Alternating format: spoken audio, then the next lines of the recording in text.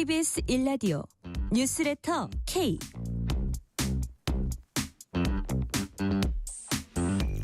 안녕하세요. 뉴스레터 K 진행하는 전종철입니다. 검찰의 대장동 사건 항소 포기를 둘러싼 후폭풍이 거셉니다. 정성호 법무장관은 오늘 출근길에 1심에서 검찰 구형보다 높은 형량이 선고된 경우가 있어서 법리적으로 문제되지 않는다고 판단했다면서 항소에 대해 신중하게 판단했으면 좋겠다는 의견을 전했다고 밝혔습니다. 국민의힘은 외압을 자백했다, 윗선이 개입했다 주장하면서 당군 이래 최악의 수사 외압이자 재판 외압이다, 탄핵 사유다 이렇게 비판했습니다. 민주당은 친윤 정치 검사들의 쿠데타적 항명이라면서 정치 검찰의 항명과 조작 기소 의혹을 반드시 규명하겠다고 각을 세웠습니다. 정치 토크 코너에서 대장동 사건 항소 포기에 따른 파장을 자세히 짚어봅니다. 인터뷰 코너에서 미국 정세가 국내에 미치는 파장을 짚어봅니다. 미국 대법원이 트럼프 대통령의 관세 정책을 지금 판단하고 있고 예산안 처리가 늦어지면서 연방정부가 문을 닫는 이른바 셧다운이 장기화되고 있습니다. 민정훈 국립외교원 교수와 함께 자세히 분석해봅니다. 뉴스레터 K 지금부터 시작합니다.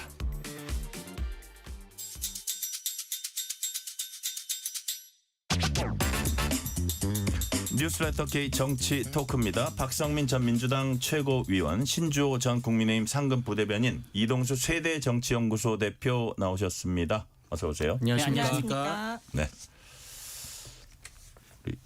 이동수 대표님은 네. 다시 사천선을 회복하니까 네. 기분이 뭐 나쁘지 않습니까? 네, 나쁘지 않습니다. 저는 뭐 상승장에서는 잔파도에 뭐 신경 쓰지 않는다는 생각으로. 제가 저 이동수 대표님이 네. 몇 가지 종목을 추천해 주셔서 네. 그걸 그대로 지금 사가지고 웃고 있어요 지금? 지금 좀 웃고 있습니다. 오마이갓. 대단한 분들이구나. 자, 대장동 사건 항소 포기. 검찰이 대장동 사건 항소를 하지 않기로 했다. 박성민 최고위원님 어떻게 평가하세요? 그러니까 이게 이 사안 자체가 이제 검사 수사 과정에서 뭐 검사들의 회유나 협박이 있었다, 그리고 일종의 뭐 조작 기소가 있었다, 이런 것도 좀 드러난 상황이고, 네. 그 외에도 사실 항소를 뭐 포기했다. 라는 게 통상적인 이 검찰이 그 항소를 하는 경우가 그러니까 형량이 이제 본인들이 요청한 3분의 1 이상인 경우에는 이제 항소를 안 하거든요. 근데 지금 보면 뭐 지금 일단 5명 다 법정 구속이 됐고, 구형량 자체도 뭐 유동규 씨와 정민용 씨 같은 경우에는 검찰 구형보다 높은 형을 받았고, 김만배 씨도 검찰 구형의 3분의 2 형량을 받았고요. 그다음에 정영학 씨는 2분의 1, 남욱 씨도 검찰 구형의 2분의 1이 넘는 형을 선고를 받았기 때문에 통상적으로 이 검찰이 3분의 1 이상인 경우에는, 그러니까 본인들이 요구했던 형량의 3분의 1 이상인 경우에는 항소를 안 한다라는 부분들을 봤을 때, 사실 이런 판결들이 일부 무죄 선고가 났음에도 불구하고 굉장히 높은 형들이 선고가 된 거거든요. 그래서 결과적으로 이 재판부가 검찰의 구형보다 중형을 선고를 했고, 어느 정도 수사 과정이나 이 기소 과정에서의 어떤 불법성이 폭로에 의해서 법정에서 드러난 상황이기 때문에 저는 검찰이 항소할 명분이 없었다라고 생각합니다. 네. 그게 이제 서영교 의원이 설명한 게 뭐 3분의 1, 2분의 1 이렇게 설명했는데 그게 내규를 찾아보니까 중대 사건은 3분의 2고 좀 약간 그건 이제 보기에 따라 다를 수도 있는데, 여하튼 우리가 하나하나 짚어볼 테니까 총평해 주신다면 이동수 대표님. 예, 일단 이 지금 상황이 검찰은 항소를 안 하고 피고인만 항소를 한 상황이잖아요. 그렇게 돼서 이제 2심에서는 불이익 변경 금지 원칙에 따라서 1심보다 이제 무거운 형량이 선고될 수 없는 상황이 됐는데, 근데 저는 지금 이 대장동 사건도 그렇고 전반적으로 이재명 대통령이 겪고 있는 이 사법 리스크가 사실은 이제 중도층 관점에서 봤을 때는 좀 필요한 이슈인 거잖아요. 그래서 이제 이거를 민주당이 이제 커버하겠다고 뭐 재판중지법이나 이런 거를 이제 발의를 하려고 해도 이제 중도층은 좀 거부감을 느끼고 있었고, 또 반대로 이제 국민의힘에서 너무 대장동 이러는 것도 사실은 중도층이 별로 좋아하지 않는 이슈였는데, 이 사건 같은 경우에는 어떻게 보면은 이 대장동 사건과 관련해서 관련된 인물에게 정부가 나서서 이제 면죄부를 주는 것 같은 모양새로 인식될 수 있다고 저는 보고 있거든요. 그래서 이제 사법 리스크가 기존의 이제 중도층들에게는 좀 소구리가 없었다면은 이 사건은 그래도 조금 민심에 영향을 끼칠 수도 있지 않을까, 저는 그렇게 전망하고 있습니다. 부정적 영향을 끼칠 수 있다. 신주호 부대변인님 어떻게 총평하세요? 네, 뭐 세세한 건 이따 따져볼 거니까 네네. 제가 한 줄로 좀 요약을 하고 싶은데요. 네. 정권 수뇌부의 대장동 개발 비리 수뇌부 지키기였다, 이렇게 생각합니다. 정권 수뇌부라고 한다면 이 사건이 사실 검사들, 일선 검사들이 단독으로 항소 포기하진 않았을 겁니다. 대검에 보고하고, 대검에서 법무부에 보고하고, 법무부에선 정무수석한테 보고를 했을 겁니다. 그렇다면 정무수석 차원에서 혹은 법무부 장관 차원에서 이 문제에 있어서 항소를 포기하라라고 민정수석 말씀하신 거 네, 아니에요? 민정수석입니다. 예. 예, 민정수석인데 그렇게 얘기를 했다라고 한다는 것은 사실상 윗선이 존재한다. 네네. 그 윗선이라고 한다면 이재명 대통령밖에 더 있겠느냐라는 합리적인 의심을 전 합니다. 그러니까 이재명 대통령이 지금 정권의 수뇌부 중에 수뇌부 아니겠습니까? 그리고 대장동 1심 판결에서 뭐 이재명 당시 성남시장이 수뇌부라고는 안 했지만 판결문에 수뇌부라고 나옵니다. 그것이 이재명 당시 성남시장이라고 생각하는 것은 합리적 추론에 의해서 가능하죠. 그렇기 때문에 정권 수뇌부와 대장동 개발 비리 수뇌부는 일맥상통한 이재명 대통령 한 사람일 것이 분명합니다. 그렇기 때문에 결국에 정권 수뇌부의 대장동 개발 비리 수뇌부 지키기는 이재명 대통령이 셀프 방탄을 한 것이다. 그것이 이번에 항소 포기 과정에서 여실히 드러났다고 봅니다. 자, 신조 부대변인 이재명 대통령의 셀프 방탄이다 이렇게 이제 규정을 해주셨고요. 이제 노만석 검찰총장 권한 대행이 법무부 의견 참고해서 서울중앙지검과 협의 거쳐서 자신의 책임하에 내린 결정이다. 결정은 검찰총장 권한 대행인 자신이 내렸다 이렇게 얘기를 했고요. 중앙지검장이죠. 정진우 지검장은 대검 지시 수용하지만 중앙지검과 의견 달랐다는 점 명확히 한다면서 사퇴 의사 밝혔고, 여튼 정성호 법무부 장관 얘기까지 들어보고 얘기를 하는 게 나을 것 같아요. 오늘 아침에 출근길에 아주 그 도어 스태핑을 예고하고 일문일답을 했습니다. 정성호 법무부 장관 얘기부터 들어보시겠습니다. 제가 법무부에 있을 때 이 사건에 관련해갖고 보고 맨 처음 사건 결과 보고 봤을 때는 상당히 중형이 나왔네. 어떻게 예상보다 좀 많이 나왔고 오히려 뭐 그런 제가 표현 정도했던 거고, 두 번째 항소 포기와 관련된 보고는 제가 한 뭐 3, 4일 정도 후에 받았던 것 같은데 좀 신중하게 잘 판단해라 했던 거고, 여러분들이 궁금하신 7일날까지 저는 뭐 이렇게 될 거라고는 생각 자체를 안 했습니다. 7일날 오후는 뭐 법사위와 예결이 왔다 갔다 하느라고 정신이 없어갖고요.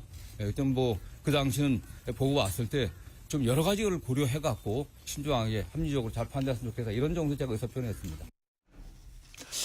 자, 아까 이제 뭐 우리 박상민 최고위원께서 잠깐 말씀하시긴 했는데 뭐 유동규 같은 경우에는 검찰이 7년 구형했는데 1심에서 8년 나왔고 뭐 그런 경우도 있었지만 뭐 김만배라든지 뭐 남욱이라든지 이런 피의자들은 아마 저 구형량보다 적었던 거고요. 유동규 피의자 같은 경우는 아무래도 검찰 수사에 협조해가지고 검찰이 그런 점도 감안하지 않았을까 하는 예상도 해보는데, 자, 딴 거보다 이걸 한번 이동수 대표께 여쭤볼게요. 어쨌든 검찰이 본래 자신들이 추정했던 금액이 뭐 7,800억이었는데 1심에서는 한 470억 정도를 인정을 했거든요. 범죄 수익을. 근데 7천억 넘게 갭이 있는데 포기한다?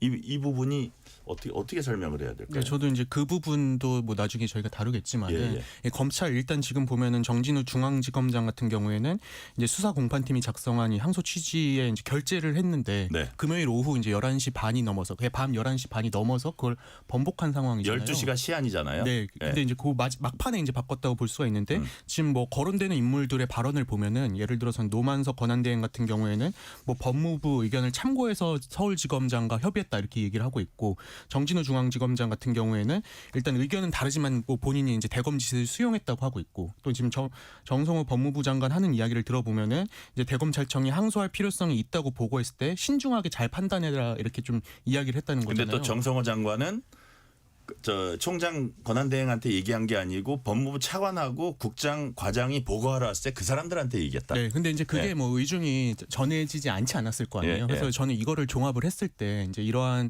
그 신중하게 잘 판단하라는 정성호 법무부 장관의 의견이 있었고, 이거를 이제 받아들여가지고 검찰 이제 수뇌부가 결정을 한 게 아닌가 저는 그렇게 보고 있습니다. 그게 합리적인 추론이 아닐까 저는 싶습니다. 자, 신조 부대변인님, 그렇다면 그냥 법무부와 검찰 차원에서 이뤄졌는지, 아니면 이 정도 중대한 사안이면 뭐 대통령실에서 물밑에서 이루어진, 이건 우리가 알 수는 없어요. 알 수는 없는데 국민의힘에서는 어쨌든 합작이 있을 거다 이러고 의심을 하는 건가요?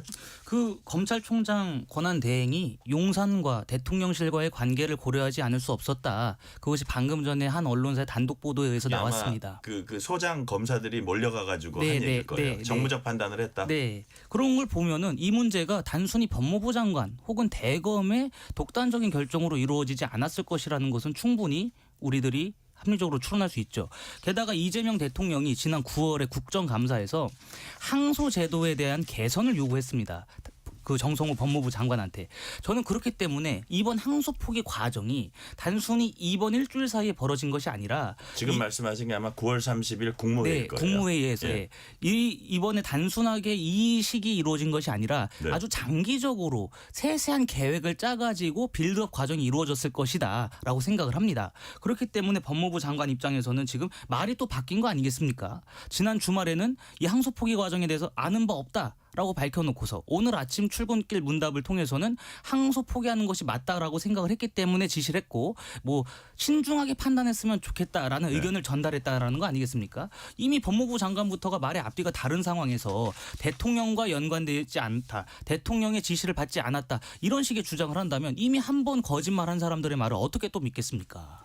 자, 박성민 최고위원님, 이 부분은 어떻게 보세요? 이제 그 정성호 법무부 장관 하면 누구보다도 이재명 대통령과 오랜 시절 이제 막역한 사법연수원 동기기도 하고 뭐 오랫동안 이재명 대통령의 뭐 좌장 그 친 이재명계 좌장이다 이런 얘기도 들어왔던 분인데 이분이 사실 최종 인사권자인 대통령하고도 언제든지 통화할 수 있는 분일 텐데 신중히 판단했으면 좋겠다는 그 얘기를 이제 뭐 검찰총장 직무대행이나 서울중앙지검장이 들었을 때 어떻게 스스로 해석을 했을까요?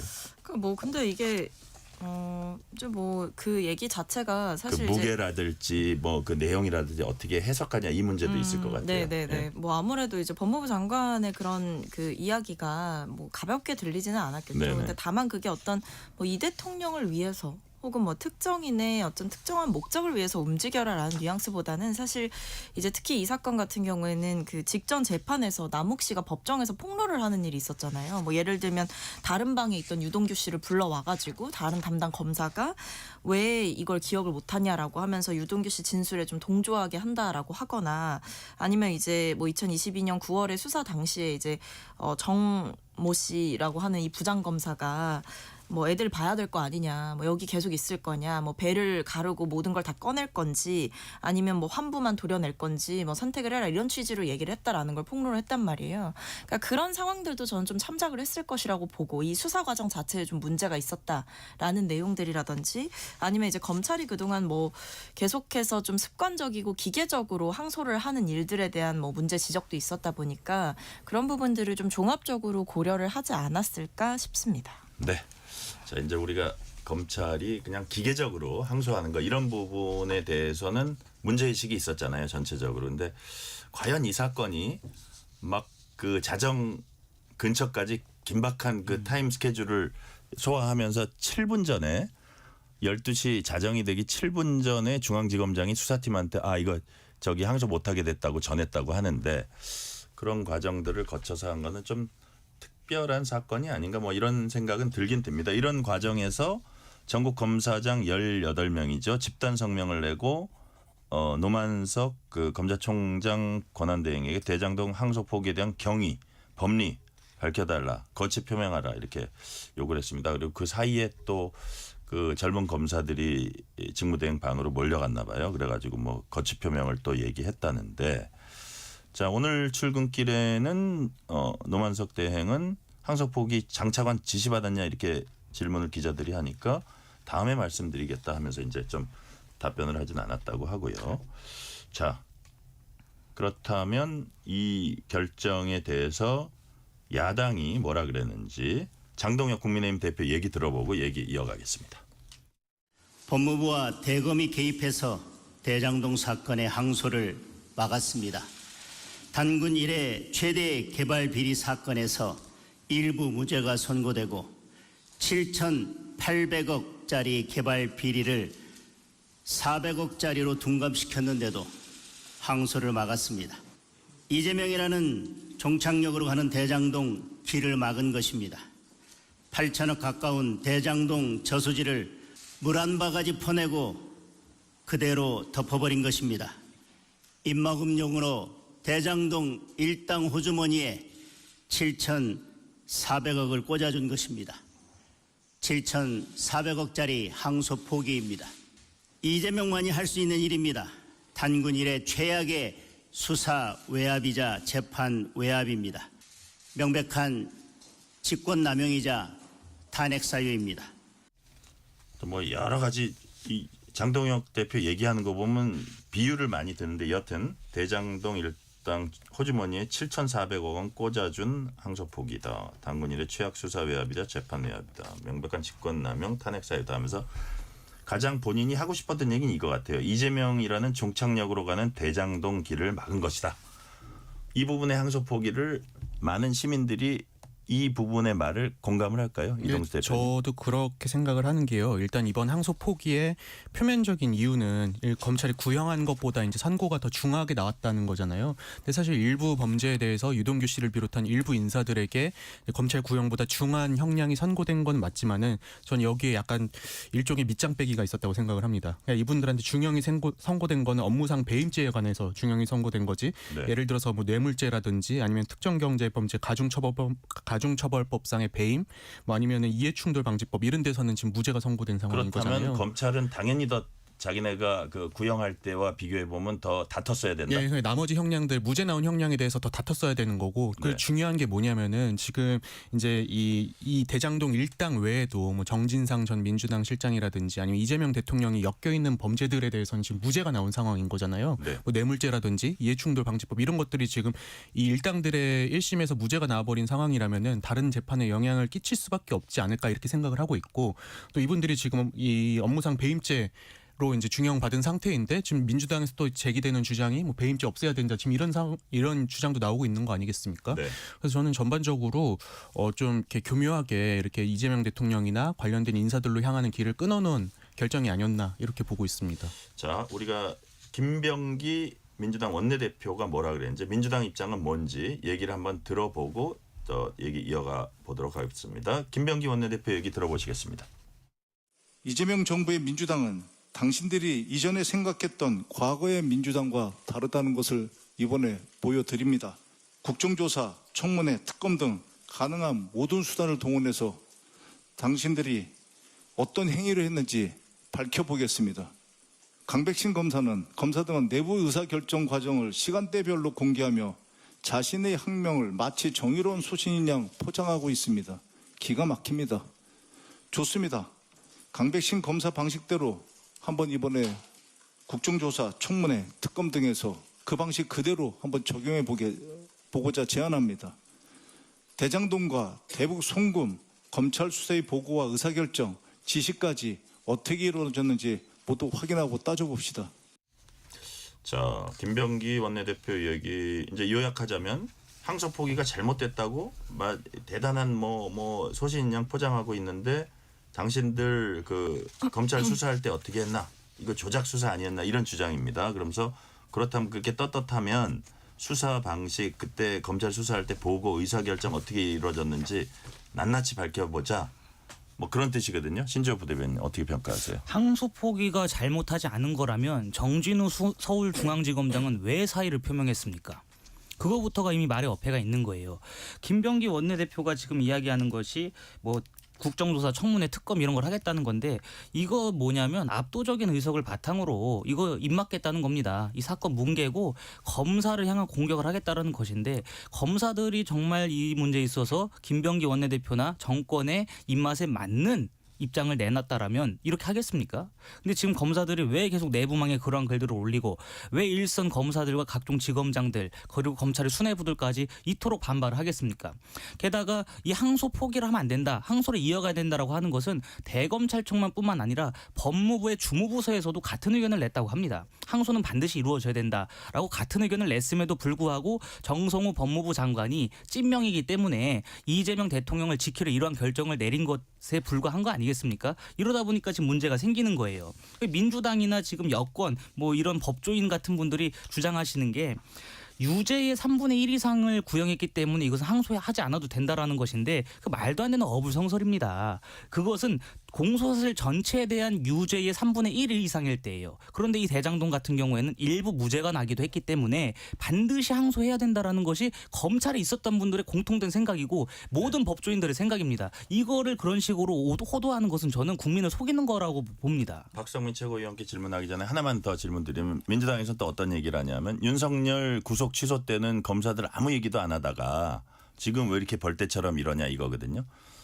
뭐 거기에 대해서는 좀 그 뭐라 그럴까 타당성이 있는 얘기라고 보시는지 아니면 그 사안의 무게를 볼 때 좀 차이가 난다고 보시는지 그런 비판은 어떻게 보세요? 저는 뭐 타당성은 있는 얘기라고는 봅니다만은 윤석열 전 대통령 같은 경우에는 구속 취소 결정을 내린 건 법원이었습니다. 그런데 이것은 항소 포기는 검찰 혹은 법무부 내부에서 내린 결정이에요. 내부에서 충분히 합의가 이루어지지 않은 상태에서 이런 결정을 내린 것이고 구속 취소했을 때 왜 즉각 항소하고 그러지 않았냐고 검찰한테 하는 얘기. 그러니까 그 당시에는 구속 취소가 된 다음에 재구속이 결국에 될 것이라는 것이 모든 사람들의 예상 아니었습니까? 그리고 실제로 윤석열 전 대통령이 재구속이 됐죠. 검사들이 지금 우리가 구속을 못 시킨다고 해도 다음번에 구속을 시킬 수 있으면 그 다음 기회를 노릴 만한 사정이 있는 것이죠. 그런데 이번에 항소 포기를 한다면 이 항소할 수도 없는 거예요.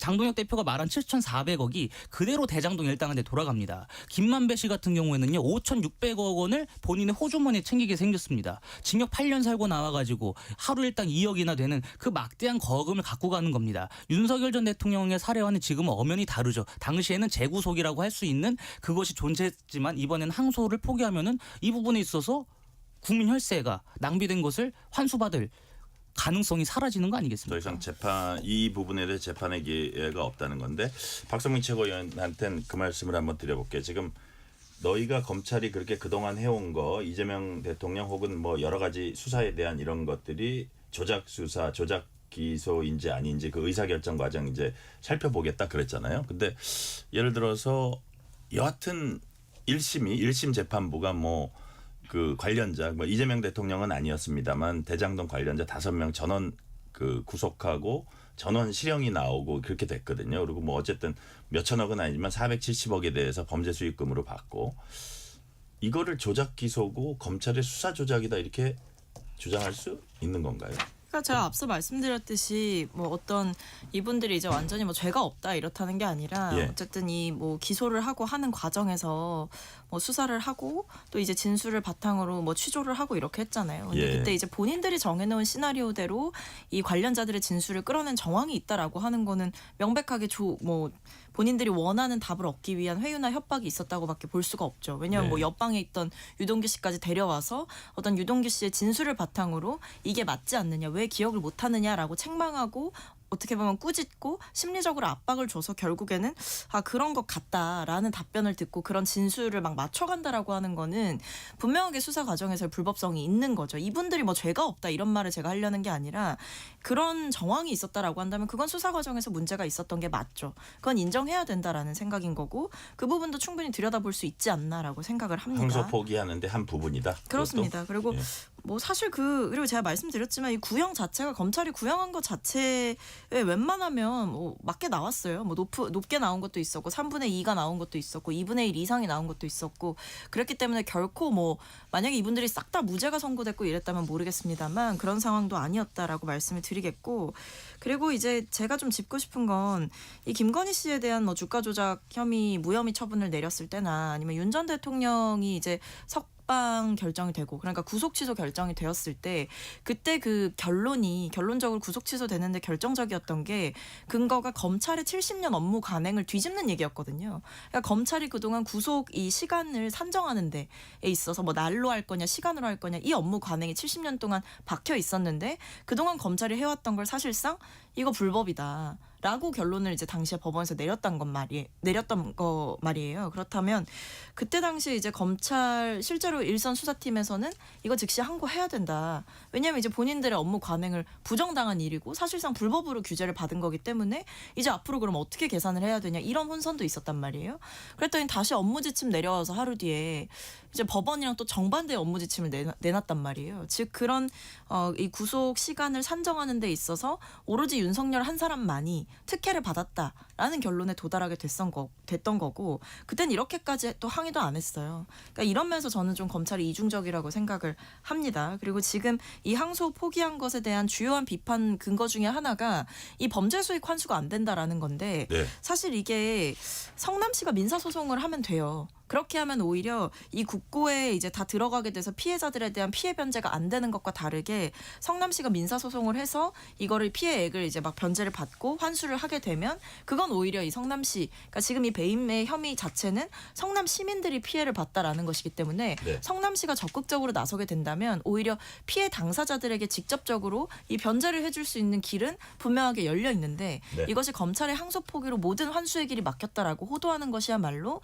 진실을 가리는 것이다라고 생각합니다. 자, 환수 부분 이제 그렇게 말씀해 주셨고요. 국민의힘에서는 뭐라고 얘기를 하고 있냐면 이번 항소 포기는 법치주의 역사상 전례 없는 참사다. 최대 수혜자는 이재명 대통령이다. 여기 박성민 최고위원 동의하지 않으세요? 최대 수혜자는 이재명 대통령이다. 저는 그렇게 보지는 않습니다. 네. 자, 거기는 국민의힘 주장과 다르다고 보시고 이동수 대표님한테 네. 이거 한번 여쭤볼게요. 이재명 정부로 바뀌지 않았어도 이런 항소 포기가 나왔을까요? 저는 안 나왔을 것 같은데요. 네, 왜냐면은 지금 저희가 계속 지금 얘기를 하고 있지만은 이제 일부 범죄에 대해서만 이 그냥 배임죄죠. 그 형법상의 배임죄에 대해서만 중형이 나온 거지 나머지는 무죄가 나왔고 사실 다른 재판에선 그 부분들이 핵심인 거잖아요. 정진상 전 실장 같은 경우에는 뇌물죄, 혹은 이재명 대통령 같은 경우에는 뭐 이해충돌 방지법이나 이런 특가법상의 이제 배임죄 이런 것들이 핵심인데 지금 이것들이 무죄가 나온 상황에서 여기서 이제 항소를 포기를 해버리면은 이 결과가 다른 데도 영향을 끼치게 되지 않을까. 저는 이게 뭐 설령 대통령실에서 개입하지 않았을 개입했을 거라고 생각은 하진 않습니다. 다만 근데 지금 뭐 대통령실이나 여당의 의중이 뭔지를 뭐 검찰이나 이런 데들이 다 알고 있는 거잖아요. 네. 그럼 그런 것들이 또 영향을 끼치지 않았을까 싶습니다. 그리고 제가 예. 짧게만 말씀드리면 민사소송으로 하면 된다 이렇게 말씀들을 하시는데 그 판결문을 전혀 안 읽어보고 하는 주장이에요. 판결문에 뭐라고 나와 있냐면 재산 반환 청구권 또는 손해배상 청구권 행사 등 피해 회복 조치는 심히 곤란한 상태로 보인다 이렇게 나와 있습니다. 민사적으로 해결할 상황이 아니라는 거예요. 그 상황을 넘어선 지금 아주 중차대한 사안이기 때문에 이 부분은 반드시 검사를 통해서 형사적 그 판결을 통해서 형사 재판을 통해서 환수를 해야 될 문제라는 점을 이번에 법원이 1심 재판부가 지적했다는 점 한번 말씀드립니다. 근데 여튼 그 정성호 장관 같은 분은 성남도시개발공사가 민사소송하고 있어서 환수할 수 없다는 말은 국민 호도하는 거다. 그게 신조 부대변인 보시기에는 재판부의 판단을 자세히 읽어보면 그건 좀 사실과 다르다 그렇게 보시는 거예요? 그렇죠. 지금 1심 재판부 그 판결문에 나와 있습니다. 근데 그것도 그렇고 지금 이제 이 대장동 일당의 자산 동결해 놓은 상태잖아요. 예. 그거 풀어줘야 되잖아요. 예. 그럼 그 사이에 민사소송 진행되는 동안 저 같으면은 다른 데로 다 돌리고 빼고 할 것 같은데요. 저는 그래서 그게 과연 가능할지에 대해서는 의문을 갖고 있습니다. 재산 환수 그분들이 뭐 예를 들어서 뭐 만약에 처음에 검찰이 이렇게 막 구형할 때 범죄 수익금 막 많이 그 얘기했을 때 거기에 따르면 김만배는 5천억 이상을 갖고 갈 수 있고 남욱은 1,000억 이상을 갖고 갈 수 있다 이런 것들이거든요. 근데 그런 부분은 박성민 최고위원은 환수 그 부분은 어떻게 평가하세요? 그러니까 제가 말씀드렸듯이 이게 네. 검찰이 이 돈을 가져오는 게 아니라 네, 그리고 네. 사실 뭐 지금 상황에서 환수를 한다라고 해도 국고로 귀속되는 상황이었기 때문에 사실 실질적인 피해 보상이 된다라기 어렵죠. 그 네. 말씀하신 대로 이게 엄청난 피해를 성남 시민들한테 입힌 이 사건이었다라고 한다면 그래서 이게 뭐 성남시나 이 성남도시공사가 민사소송을 통해서 뭐 법적으로 손해배상을 청구하든 부당이득 반환 청구를 하든 네. 할 수 있는 환수의 길은 있다라는 거죠. 그게 뭐 말씀 주신 대로 뭐 재산을 그때 동시에 빼돌린다. 근데 이미 재산은 다 알고 있는 거고 범죄 네. 수익의 측정도 이미 끝난 상황이기 때문에 그 부분을 그렇게 빠져나갈 수 있지는 않을 것 같고요. 그래서 오히려 사실 지금 현 성남시장이 국민의힘에서 배출한 성남시장이시지 않습니까? 예. 그렇다고 한다면 그분이 적극적으로 나서서 성남 시민들의 피해를 내가 직접적으로 보상받겠다라고 하고 민사소송 거시면 되는 것이지 이 검찰의 항소 포기가 마치 환수를 할 수 있는 통로를 다 막아버린 것이다라고 얘기를 하는 게 법적으로 맞지 않는다라는 말씀을 드리는 겁니다. 네, 실시간 교통 상황 알아보겠습니다. 라디오 교통정보센터 김민희 리포터 나와주세요. 네, 퇴근 정체가 늘고 있는 도로 위로는 돌발 구간도 많습니다. 대구 포항고속도로 대구 쪽으로 영천 휴게소 부근 1, 2차로에서는 사고가 나면서 부근으로 정체 시작됐습니다. 경부고속도로 부산 쪽으로 금강 일대의 정체는 작업 여파고요. 이후 영남권 도동분기점 부근 4차로에서는 낙하물을 처리하고 있습니다. 반대 서울 방면으로 동김천 부근에서도 사고가 나면서 2, 3차로를 막고 처리하고 있는데요. 부근으로 차량들 서행합니다. 이후 북천 한나들목 진술램프 갓길에서도 사고를 처리하고 있습니다. 더 가서는 안성분기점 일대와 그 후로는 양재부터 반포 사이로 정체입니다. 이후 한남대교에 진입해서는 남단에서 북단 쪽으로도 사고가 나면서 6차로가 막혀 있는데요. 부근으로 많이 혼잡합니다. 올림픽대로 하남 쪽으로 반포대교 부근 1차로에서도 사고가 나면서 노량진 수산시장부터 정체입니다. 내부순환로 성산대교 방면으로 홍은램프 부근 2차로에서도 사고가 났는데요. 뒤로 종암분기점부터 지나는 데만 30분이 넘게 걸리고 있습니다. KBS 교통정보센터였습니다.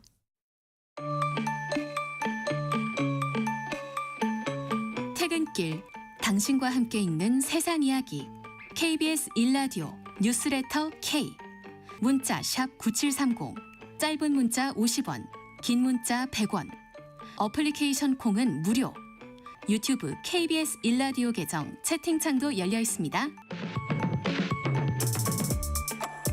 KBS 1라디오 뉴스레터 K 정치 토크입니다. 박성민 전 민주당 최고위원, 신주호 전 국민의힘 상근부대변인, 이동수 세대정치연구소 대표와 얘기 나누고 있습니다. 항소 포기 파장 저희가 질문 한두 개만 더 하고 다음 주제로 넘어갈게요. 자, 그래서 이제 뭐 여야가 일치하는 부분이 하나 있습니다. 국정조사하자.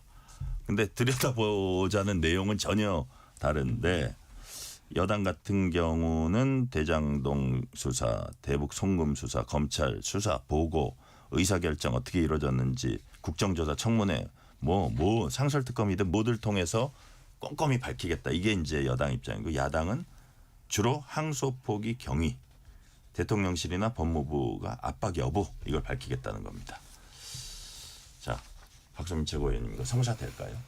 저는 될 수 있다고 그래요? 보는데요. 될 수 왜냐하면 일단 네. 당에서 지금 이 정도의 건에 대해서 뭐 국정조사 필요하고 불법적인 수사나 기소가 있었고 조작되었다라고 한다면 이걸 들여다봐야 된다라는 입장이 크기 때문에 네. 뭐 그게 국민의힘이 원하는 방식대로 진행이 될지는 모르겠습니다만 성사의 가능성은 충분히 있다 이렇게 보입니다. 네, 이동수 대표님 이거 이게 좀 만약에 국정조사를 한다면 실제로 여당이 궁금한 거, 야당이 궁금한 거 이렇게 좀 균형되게 네. 자 이렇게 진행될 수 있다고 보세요. 네, 일단 국정조사를 국회에서 결정하는 거 아니겠습니까? 예. 근데 이제 국민의힘이 지금 국회에서 뭘 결정할 수 있는 권한이 없는 상태잖아요, 사실상. 근데 저는 이 국정감사는 좀 기만이라고 생각을 하는 게 예. 만약에 이제 진짜 민주당의 치명상을 입힐 만한 이재명 대통령에게 치명타가 될 만한 국정조사라면은 민주당이 받지 않을 것 같고요. 예. 민주당이 받는 국정조사라면은 그게 이제 이재명 대통령이나 당의 별로 이제 결과는 안 나올 거다. 치명상을 오히려. 입힐 그 여지가 없는 것들이 이제 받아들여지지 않을까 이렇게 보고 있습니다. 국정조사 해도 그게 영향가 있을 것 같지는 않다는 얘기신데 신조 부대변인 어떻게 보세요? 근데 지금 방금 그 속보로 나온 게 네. 이제 향후에 본회의 일정 같은 거 합의를 하면서 네. 민주당 문진석 원내수석이 뭐라고 했냐면 국정의 대장동 항소 포기와 관련한 국정조사 그리고 대정부 질문 네. 이것과 관련해서 항소 자제에 대한 국정조사 하자고 하는데 우리 당은 국정조사를 할 사안이 아니다라는 입장을 지금 밝혔습니다. 아, 조금 전에 나온 뉴스예요. 네, 그러니까 문진석 원내수석이 그 여야 간의 협상을 통해서 이 문제는 국정조사할 사안이 아니다라고 지금 밝힌 상황이에요. 그러면 민주당 입장은 뭐 국정조사 하지 말자는 거 아니겠습니까? 왜 그렇게까지 했겠느냐. 이 전까지만 하더라도 국정조사든 특검이든 뭐든 해가지고 다 밝혀내자고 했지만 지금 돌이켜보니까 이 문제가 공론화되고 이 이슈가 확산되는 것이 민주당과 정권에 불리하다라는 판단을 지금 한 것 같습니다. 네. 그렇게 해서 앞으로 좀 뭉개면서 검사를 공격하고 검찰에 대한 공세를 강화하려고 하는 목적 같은데 우리 국민들께서 이 범죄자가 5,600억을 그대로 꿀꺽하는 것을 그대로 두는 이렇게 그냥 보고 계시지만 않을 것이라는 점을 좀 명심했으면 좋겠습니다. 박성민 최고위원님, 이번 대장동 사건 항소 포기가 앞으로 국정에 끼칠 파급력, 뭐 파장 한 어느 정도 될 거라고 보세요? 저는 길지 않을 거라고 봅니다. 왜냐하면 이게 뭐 뒤집을 수 있는 상황도 사실은 아닌 결의 네. 일인 것이고 이미 결정을 했기 때문에 뭐 다만 이제 이 5명 같은 경우에는 이번에 네. 이제 법정 구속된 5명 같은 경우에는 또 항소를 한다라고 했으니까 또 그 법정에서 무슨 얘기가 나올지 좀 지켜봐야 될 것 같고요. 오히려 이게 국정에 미치는 영향보다 국회에 좀 미칠 영향이 크지 않을까. 오히려 국회. 뭐 국정조사나 이런 것들이 진짜로 시행이 되거나 네. 뭐 어떤 이 불법 수사나 불법 기소라는 면을 좀 더 들여다봤을 때 오히려 이 검찰과 뭐 민주당의 대립이 조금 더 심해질 수가 있는 것이고 혹은 이 사안에 대해서 몰랐던 진실들이 드러나게 된다면 여와 야가 싸우는 일이 조금 더 심해질 것이지 이 부분에 대해서 뭐 국정 운영에 대해서 영향이 미칠 만한 일은 아니라고 판단합니다. 그래요. 네. 이동수 대표님도 비슷하게 네, 저도 보세요? 이제 결과는 박성민 전 최고랑 비슷하게 생각을 하고요. 네네. 내용은 조금 다르게 보고 있는데요. 일단 국정 운영에 있어서는 특히 이제 이 대장동 사법 리스크 문제는 어느 정도 좀 없어질 걸로 저는 예상이 됩니다. 왜냐하면은 지금 이게 이제 2심 그러니까 이 대장동 일당에게는 이게 이제 2심에서 이 형량의 상한선이 정해진 상황인 거잖아요. 1심 이상 못 나오잖아요.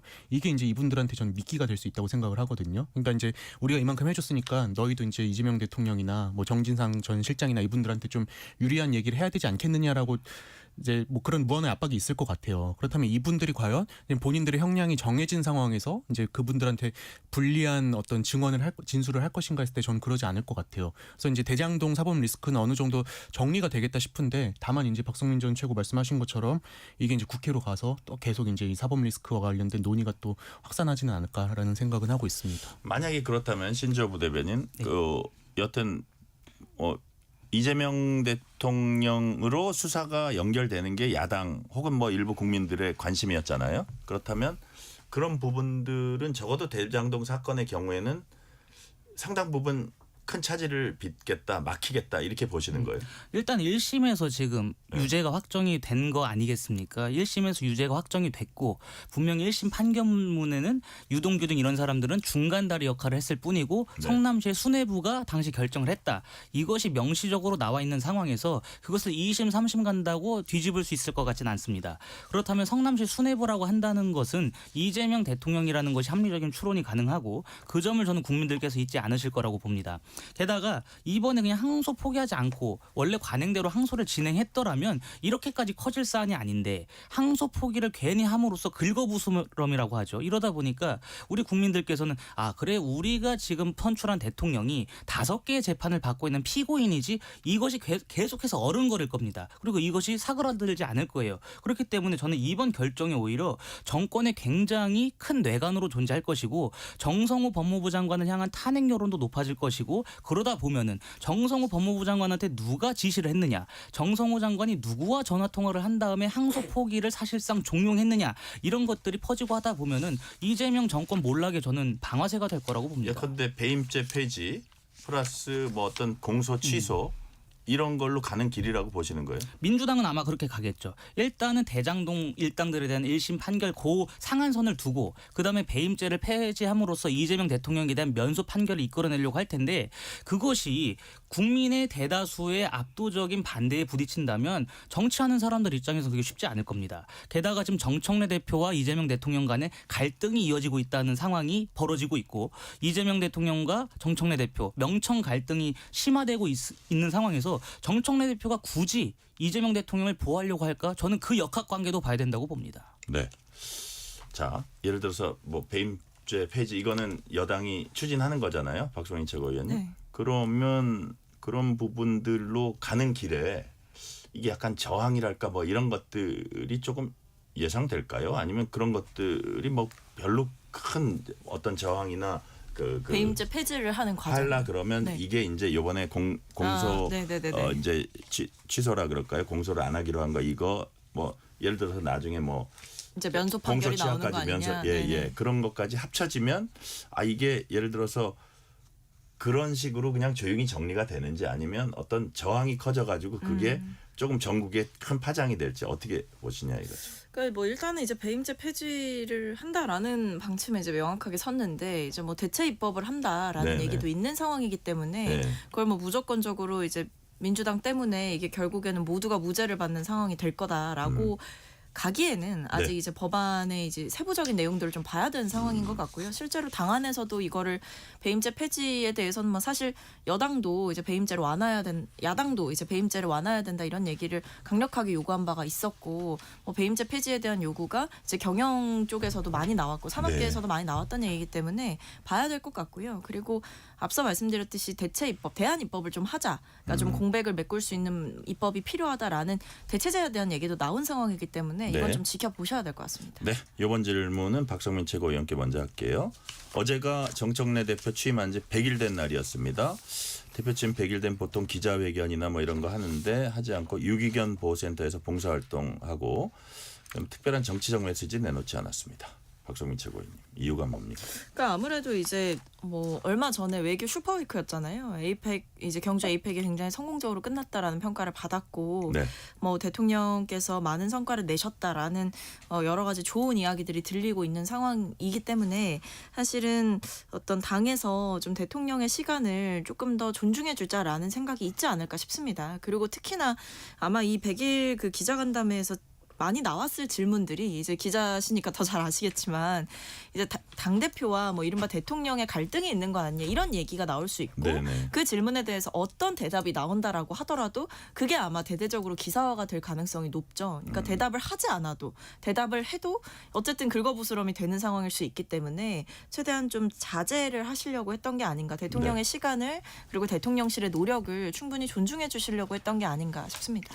요거는 이동수 대표님께 짧게 여쭤볼게요. 정청래 대표 100일의 성과와 과제를 쫙 이렇게 타이틀로 한마디로 한다면 한마디로 하면 대법원과의 싸움이었다 이렇게 정리를 하고 그래요? 싶습니다. 그러니까 지금 이 정청래 대표 체제 이후에 사실 민주당에서 민생 이슈로 뭐 드라이브 건 기억이 거의 없어요. 보면 이제 대법원 조희대 대법원장 청문회를 하자더니 아니면 대법관 증언하자느니 이렇게 이제 사법개혁 이슈에 거의 몰두를 했었잖아요. 네네. 다만 이제 최근에 이런 모습이 보여지지 않았던 거는 박상민 전 최고 말씀하신 에이펙도 있지만은 또 판 자체가 정청래 대표가 나서기 어려운 판이었던 측면도 있는 것 같습니다. 네. 대표적인 게 지금 정부 여당에서는 부동산 규제를 강하게 추진을 하고 있지 않습니까? 근데 이제 정청래 대표의 지역구가 대한민국에서 강남 다음으로 이 땅값이 비싼 마포 지역구잖아요. 그러다 보니까는 본인이 이제 여기서 정부 여당이랑 기조 맞춰가지고 적극적으로 나섰을 때 이 지역구 주민들이 반발할 수 있기 때문에 그동안 로우키로 좀 잠자코 있었던 게 아닌가 싶습니다. 네. 이 서강대교 여의도에서 바로 건너가면 거기가 이제 정청래 대표 지역구인데, 자 신조 부대변인, 네. 정청래 대표가 앞으로 이제 예를 들어서 지방선거를 향해서 나갈 텐데 야당과의 어떤 관계 어떨 거라고 예상하세요? 지금처럼 아마 하지 않겠습니까? 지금 정청래 대표가 처음에 대표 취임하고 나서도 사람과만 대화하겠다 이러면서 장동혁 대표의 그 악수도 뭐 거절하겠다 이런 식의 의지를 밝힌 상황에서 이만큼 나왔는데 뒤로 후퇴하기는 아마 그 정청래 대표의 성정이나 여러 정치 지형상 힘들 것으로 보여지고요. 네. 저는 그 지금 정청래 대표가 기자간담회를 안 한 것 자체가 칼을 숨기고 있다고 봅니다. 그 강훈식 비서실장이 여당을 향해서 사실상 경고를 한 상황에서 지금까지도 칼을 내빼면서 갈등하는 모습을 연출한다면 그것만큼 더 안 좋은 꼴이 없기 때문에 네. 칼을 일시적으로 숨겼다고 보지만 최근에 그 문재인 전 대통령도 유튜버로 데뷔하신다는 거 아니겠습니까? 그만큼 반명 진영의 결집이 상당히 이루어지고 있는 상황이다. 그것이 아마 내년 지방선거 그리고 지방선거 이후에 민주당에서 굉장히 큰 화약고로 존재할 거라고 좀 봅니다. 네. 평양 무인기 침투 의혹 등 윤석열 전 대통령의 외환 혐의를 수사해온 내란 특검팀이 오늘 윤석열 전 대통령, 김영현 전 국방장관 등을 일반 이적 및 직권남용 권리행사 방해 혐의로 기소했습니다. 자, 박성민 최고위원님, 짤막하게 이건 어떤 의미일까요? 이 기소는? 그러니까 이게 아무래도 이 비상계엄을 선포하기 위해서 일부러 이제 평양에 무인기를 보내서 북에 도발을 유도했다라는 내용이었잖아요. 그렇기 네. 때문에 이 외환죄 같은 경우에는 사실 이 무인기를 뭐 보내는 그 명령의 과정이라든지 그게 시행되는 단위에서 여러 가지 반대가 있었음에도 불구하고 뭐 시행이 됐다라는 여러 가지 군 관계자들의 진술이라든지 네. 자백이라든지 이런 것들이 나왔기 때문에 사실은 외환죄를 수사하면서 기소까지 갈 수 있을 것이다라는 생각은 좀 들었던 것 같습니다.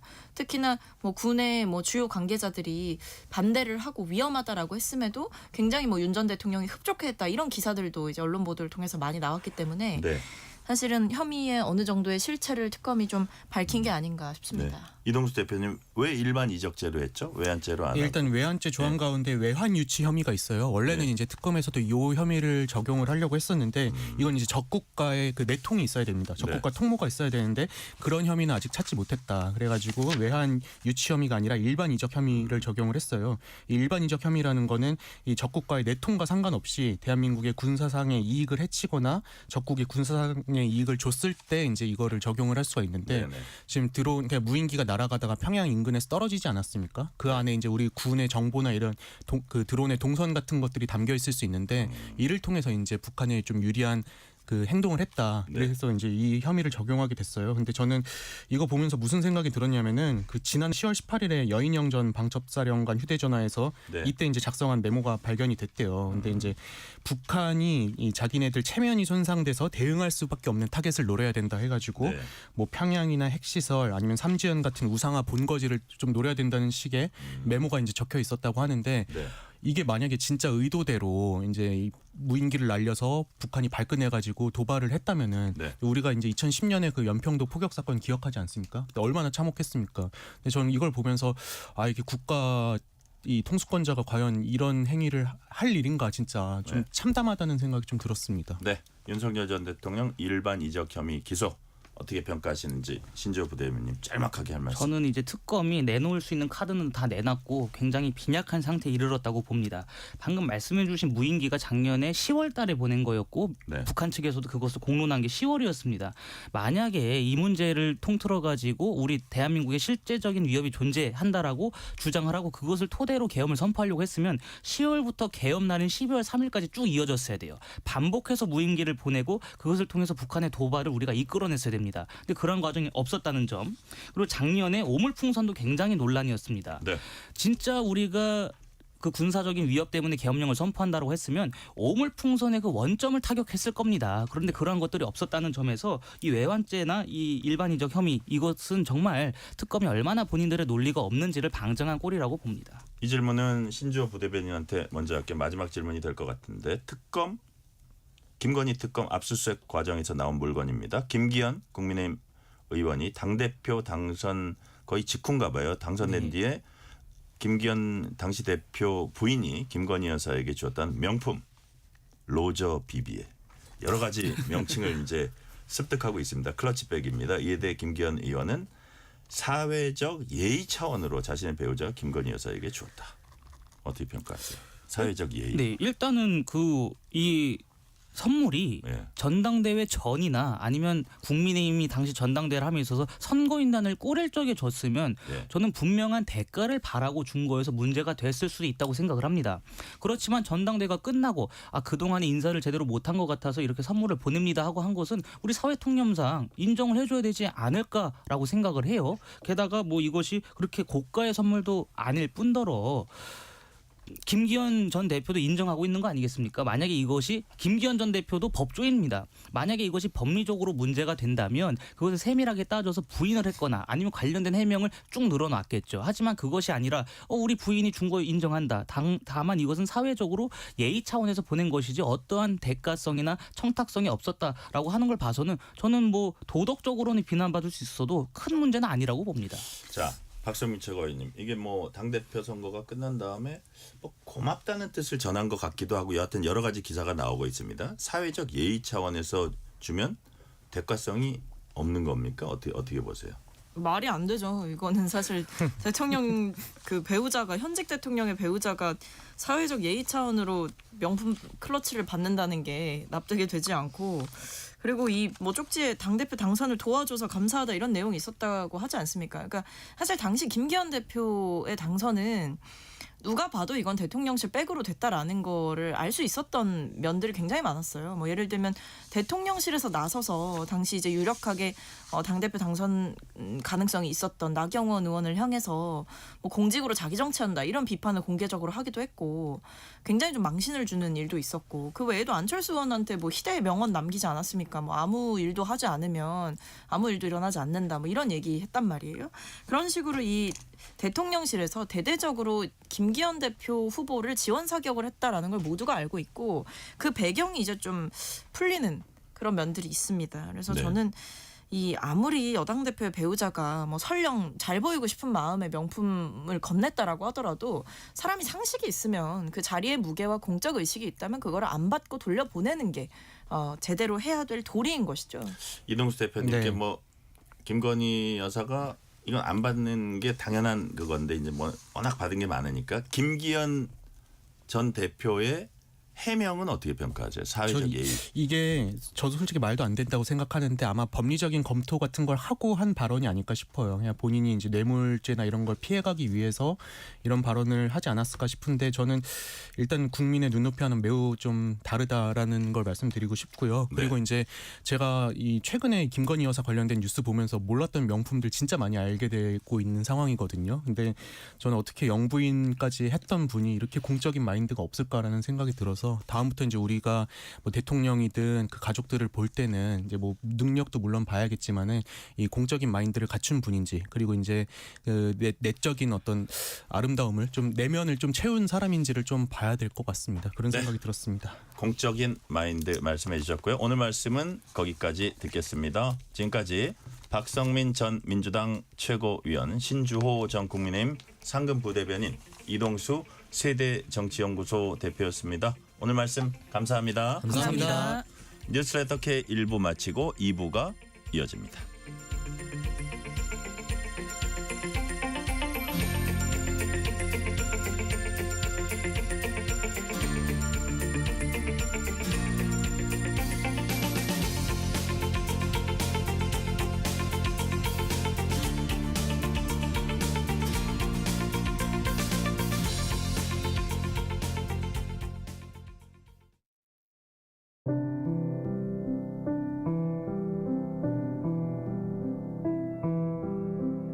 KBS 라디오 연중기획 희망충전 대한민국 664번째 이야기. 안녕하세요. 아나운서 유지원입니다. 숲길을 따라 한참 걸으면 나타나는 허름한 집 한 채. 그곳엔 시력을 잃어가는 할아버지와 몸이 불편한 할머니, 그리고 중학교 3학년인 지환이가 함께 살고 있습니다. 어릴 적 부모님의 이혼과 집의 압류로 일찍이 할머니 댁에 맡겨진 지환이. 그 후로 엄마의 소식은 끊겼는데요. 지환이는 자신을 키워준 두 분을 누구보다 소중히 생각하며 매일 늦은 밤까지 펜을 놓지 않았습니다. 하지만 요즘 들어 지환이의 마음이 박지 못합니다. 중학교 내내 상위권을 유지했지만 고등학생이 되면 경제적으로 부담이 되지 않을까 걱정이 먼저 앞서기 때문인데요. 오늘도 주름진 할머니의 손을 어루만지며 커서 꼭 효도하겠다고 다짐하는 지환이. 지환이의 큰 꿈이 현실 앞에 멈추지 않도록 여러분의 따뜻한 관심과 응원을 보내주세요. 여러분의 따뜻한 손길이 희망의 빛이 됩니다. ARS 060-700-1580 060-700-1580 한 통화 3,000원으로 희망을 선물해 주세요. KBS 라디오 연중기획 희망충전 대한민국은 초록우산 어린이재단, 인탑스 주식회사, 그리고 청취자 여러분과 함께합니다. ARS 060-700-1580 한 통화 3,000원입니다.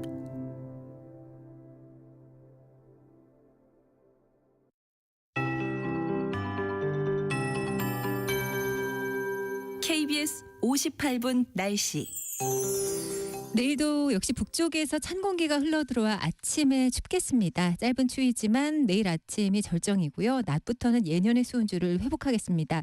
그러나 모레 또 아침 기온이 낮기 때문에 계속해서 일교차가 크다는 점 감안해 주시고요. 모레도 계속해서 바람도 강하고 기온도 낮아 춥겠습니다. 서리가 내리고 얼음이 오는 곳도 있고 또 영하권도 덜어 있겠습니다. 체감온도 감안하셔서 옷차림 따뜻하게 하셔야겠습니다. 내일은 전국적으로 구름 많다가 오후부터 맑아지겠습니다. 내일과 모레는 동쪽으로 이동하는 고기압의 영향을 받다가 가장자리에 드는 그런 양상을 띠겠습니다.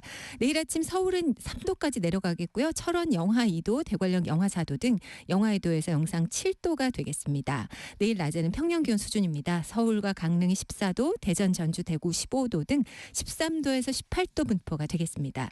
현재 동해중부 안쪽 먼바다와 동해남부 북쪽 안쪽 먼바다 풍랑특보가 발효 중입니다. 늦은 오후까지 물결이 높겠고요. 내일 새벽까지 남해 먼바다, 제주 먼바다의 물결은 계속해서 높게 유지되겠습니다. 내일과 모레 제주 해안과 남해안에 너울 주의하셔야겠습니다. 지금 서울의 기온은 9.1도입니다. KBS 58분 날씨 강혜종입니다.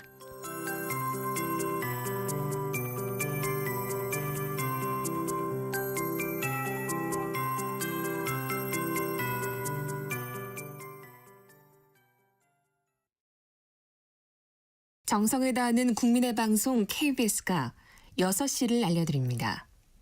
AM 711kHz, FM 97.3MHz, KBS 1라디오입니다. HLKA.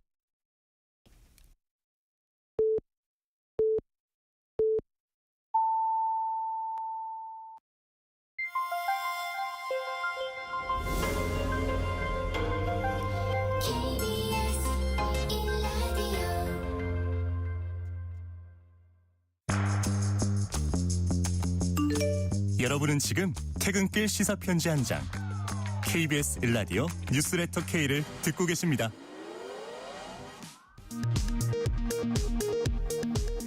이 시각 라디오 정보센터 뉴스입니다. 평양 무인기 침투 의혹 등 윤석열 전 대통령의 외환 혐의를 수사해온 내란 특검팀이 윤 전 대통령을 일반 이적 등 혐의로 재판에 넘겼습니다.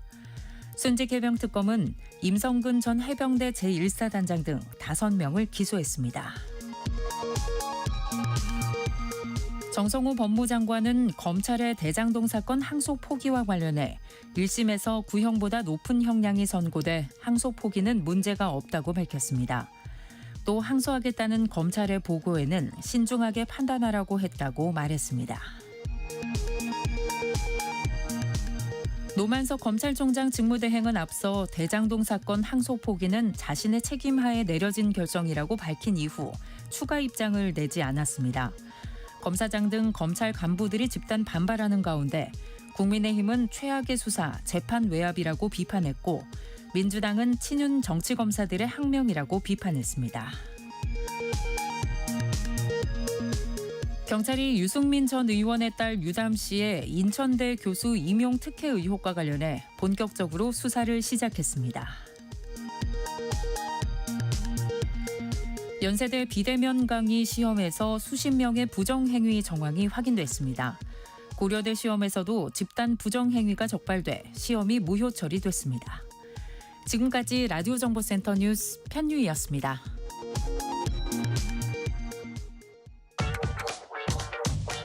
뉴스의 진수를 보여주는 인터뷰.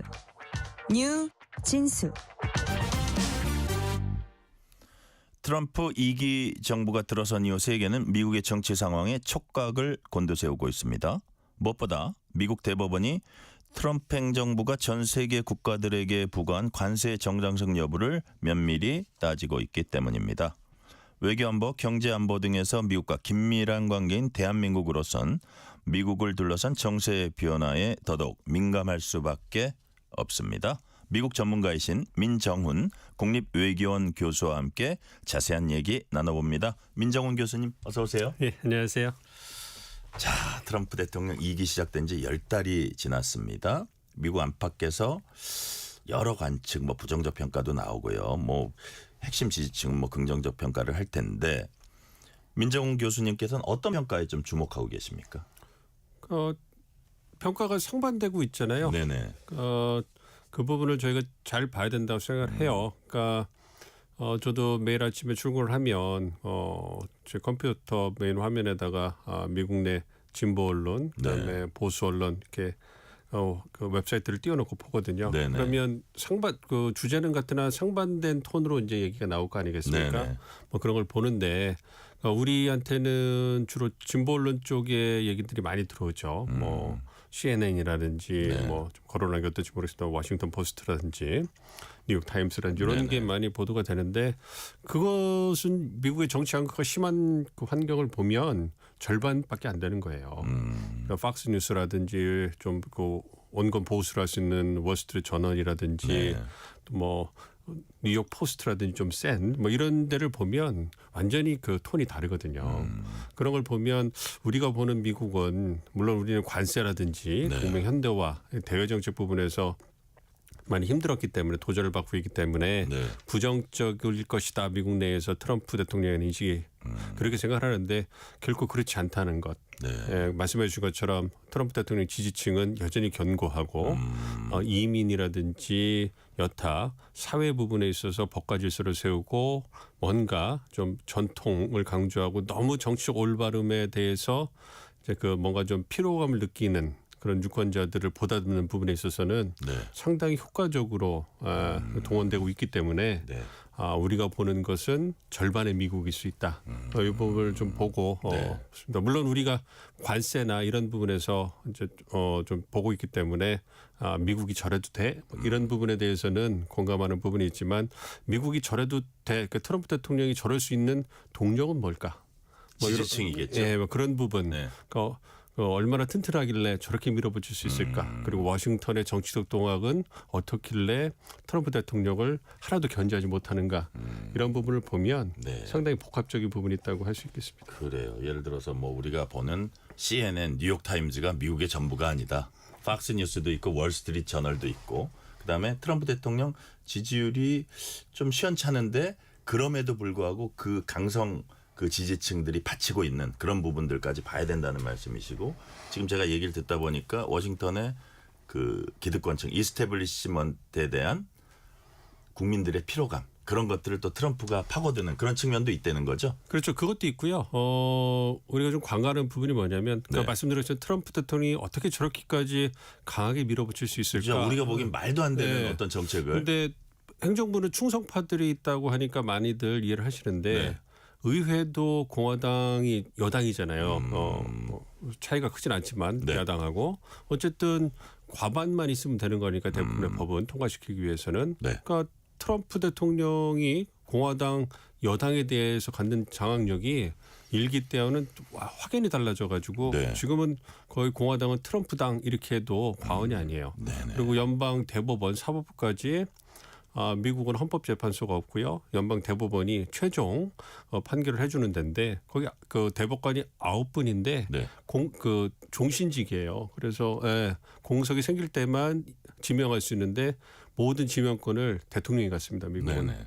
그래서 그 진짜 운이에요. 공석이 생길 때만 대통령이 지명할 수 있는데 아무래도 공화당 대통령이 지명하면 보수 성향이고 네. 진보 대통령 민주당 대통령이 지명 진보 성향 아니겠습니까? 네네. 현재 9분 중에 6분이 공화당 대통령이 지명한 분이에요. 네네.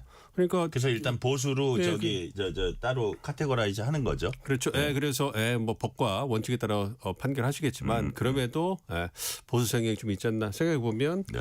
행정부, 입법부, 우호적인 사법부 뭐 이렇게 생각하면 행정부와 입법부에 대한 그 영향력이 워낙 세고 우호적인 사법부가 있기 때문에 뭔가 정치적으로 결정을 할 수 있는 행위자는 트럼프 대통령의 영향력이 진짜로 굉장히 강력한 거죠. 네. 그러니까 그런 게 있기 때문에 여론이 조금 흔들리는 게 있더라도 트럼프 대통령이 현재 그 추구하고 싶은 정책을 밀어붙이는 네. 데는 정치적 견제가 없다. 그리고 야당인 민주당이 너무 무기력합니다. 네.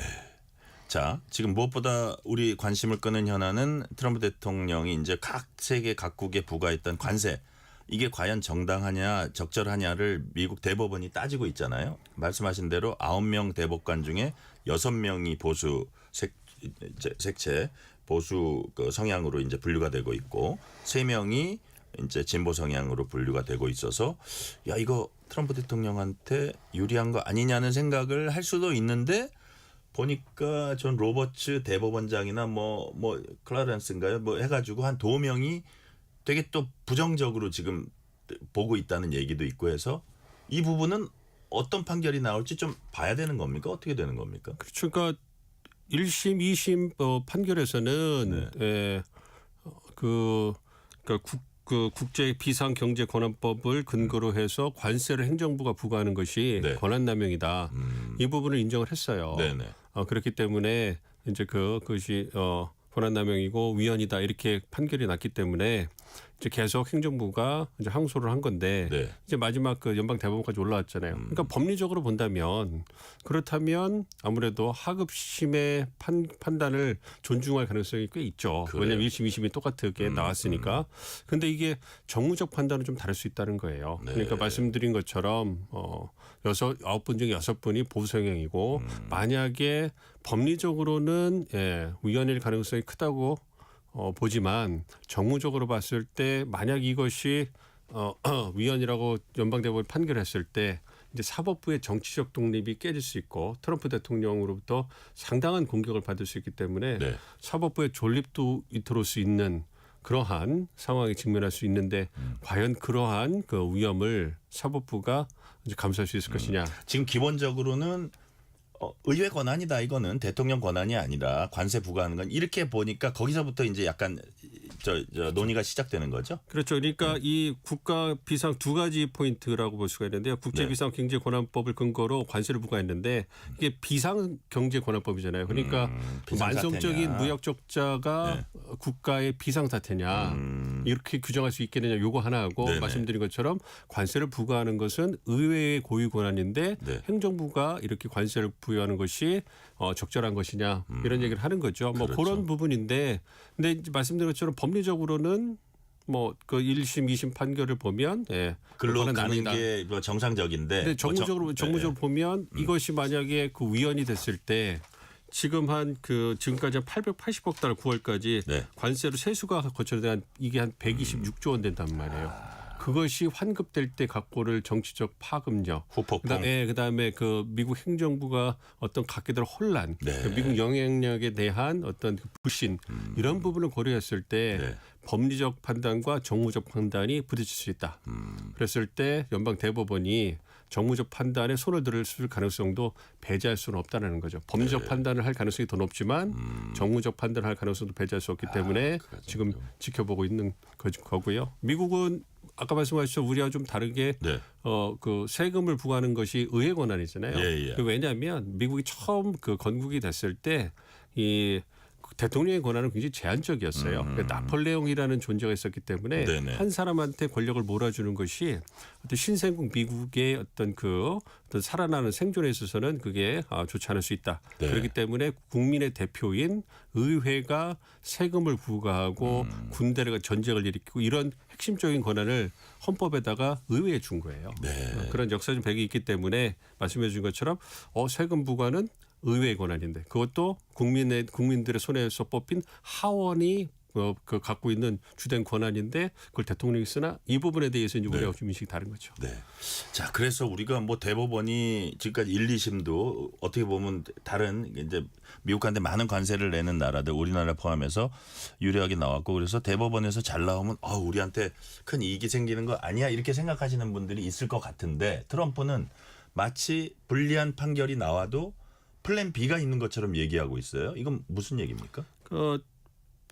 구체적인 거는 봐야 되겠습니다만 지금까지 보도가 되는 걸 보면 그러니까 품목 관세를 부과할 권한은 대통령이 있다는 거예요.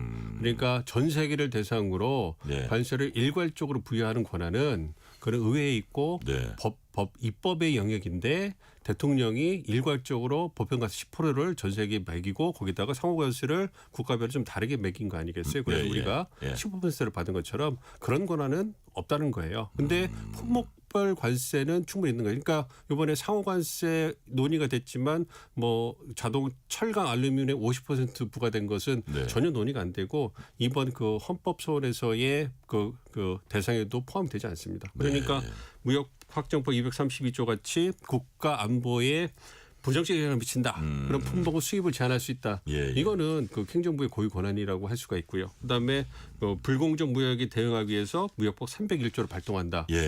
슈퍼 301조 많이 들어보셨잖아요. 그거를 하면 그 품목 관세거든요. 그러니까 그거를 쓸 수 있다는 건데 아무래도 이 상호관세처럼 일률적으로 부과하는 그런 권한은 제약을 받을 거기 때문에 지금 같은 양상은 양상에 좀 제약이 걸리지 않나 이렇게는 예상이 되죠.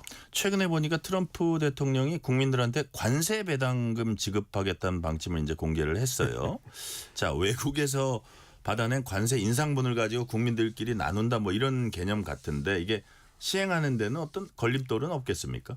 그거는 이제 다양한 방법을 쓸 수가 있는 거죠. 그래요? 그거는 세수잖아요. 행정부가 걷어들이는 세금이기 때문에 네. 그거를 줄 때 미국이 잘하는 것이 그거거든요. 그러니까 세금을 돌려주는 환급하는 형태로 주는 거죠. 네네. 그러니까 미국은 개인 퍼스널 책이 수표가 있기 때문에 네네. 행정부가 그 수표를 발행해서 개인한테 다 그걸 줍니다. 그게 현금을 진짜 주는 방식이에요. 예, 예. 이렇게 해서 뭐 $1,500씩 이런 식으로 세금 감면을 해준다든지 그리고 돌려준다 이렇게 되면 그러면 그게 배당금이나 마찬가지가 될 수 네. 있는 거죠. 그러면 현금이 그 자기 통장에 자기 손에 들어오는데 마다할 국민이 어디 있겠습니까? 그러니까요. 그래서 자, 셧다운 얘기 나누기 전에 우리 지금 미국과 관세 협상, 대미 투자 협상 뭐 최종 결과는 아직 안 나오고 있는데 안규백 국방부 장관 얘기를 들어보니까 저쪽 관세 부분 이런 건 많이 마무리됐는데 안보 부분 특히 원자력 추진 잠수함 문제 이견 지금 조정 중이다 이런 얘기를 했거든요. 그럼 교수님 보시기에 그 부분은 뭐 어떤 식으로 좀 이렇게 잘 조정이 될지 이거 시간은 많이 안 걸릴 거라고 보세요. 어떻게 보세요? 뭐 시간은 그렇게 오래 걸리진 않을 거라고 생각합니다. 네네. 왜냐하면 미국도 현재 그게 대통령이 네. 그 소셜 미디어에다가 그것도 명시를 해줬고 공개적으로 명시를 해줬고 예, 그 예. 부분에 대해서 헤그세스 국방장관도 확인을 해준 거잖아요. 네. 그렇게 해서 최고위급에서 확인된 사안이기 때문에 물론 그 사안을 확인하는데 국방부, 국무부, 이제 에너지부가 이제 원자력이라든지 비확산 이 부분을 담당하고 있기 때문에 그 부분을 좀 들여다봐야 될 거예요. 네. 그러니까 그래서 저 담당 그 주관 부처로서 이 그 원자력 협정을 개정하는 부분, 네. 원자력 추진 잠수함을 갖다가 승인해주는 부분 이 부분에 있어서 국내법적으로 제도적으로 어떠한 걸림돌이 있을 수 있고 어느 정도까지 해주는 것이 타당한 것인가 이거는 검토해야 될 거 아닙니까? 네네. 뭐 그 부분에 있어서 시간이 걸린다고 생각하고요.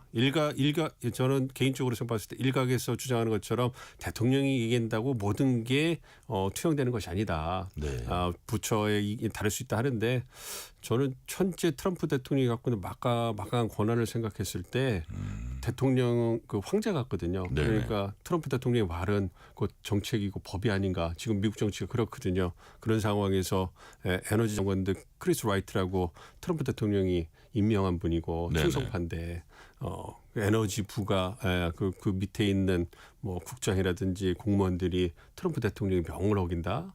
그거는 상상하기가 그래요. 어렵거든요. 그러니까 말씀드린 것처럼 에너지부에서도 관련 사안에 대해서 실무적으로 검토할 시간이 필요한 거다. 물리적 시간이 필요한 거다. 그래서 그 부분에 있어서는 조만간 결론을 내 가지고 이제 그 의견이 조율되지 않을까 생각합니다. 네.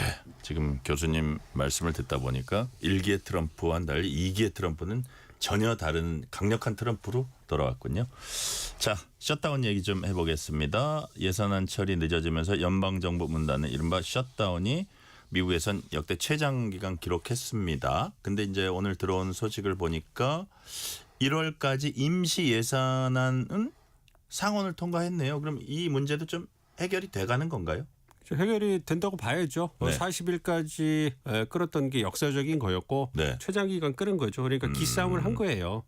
그러니까 이거 주고받기를 원래 해야 되는 부분인데 네. 이제 그 부분에서 내년 중간 선거도 있고 하니까 아마 기싸움을 하면서 뭔가 좀 그 세력을 좀 보여주려고 한 것 같은데 결국은 서로 주고받기를 하면서 끝났습니다. 그래서 네.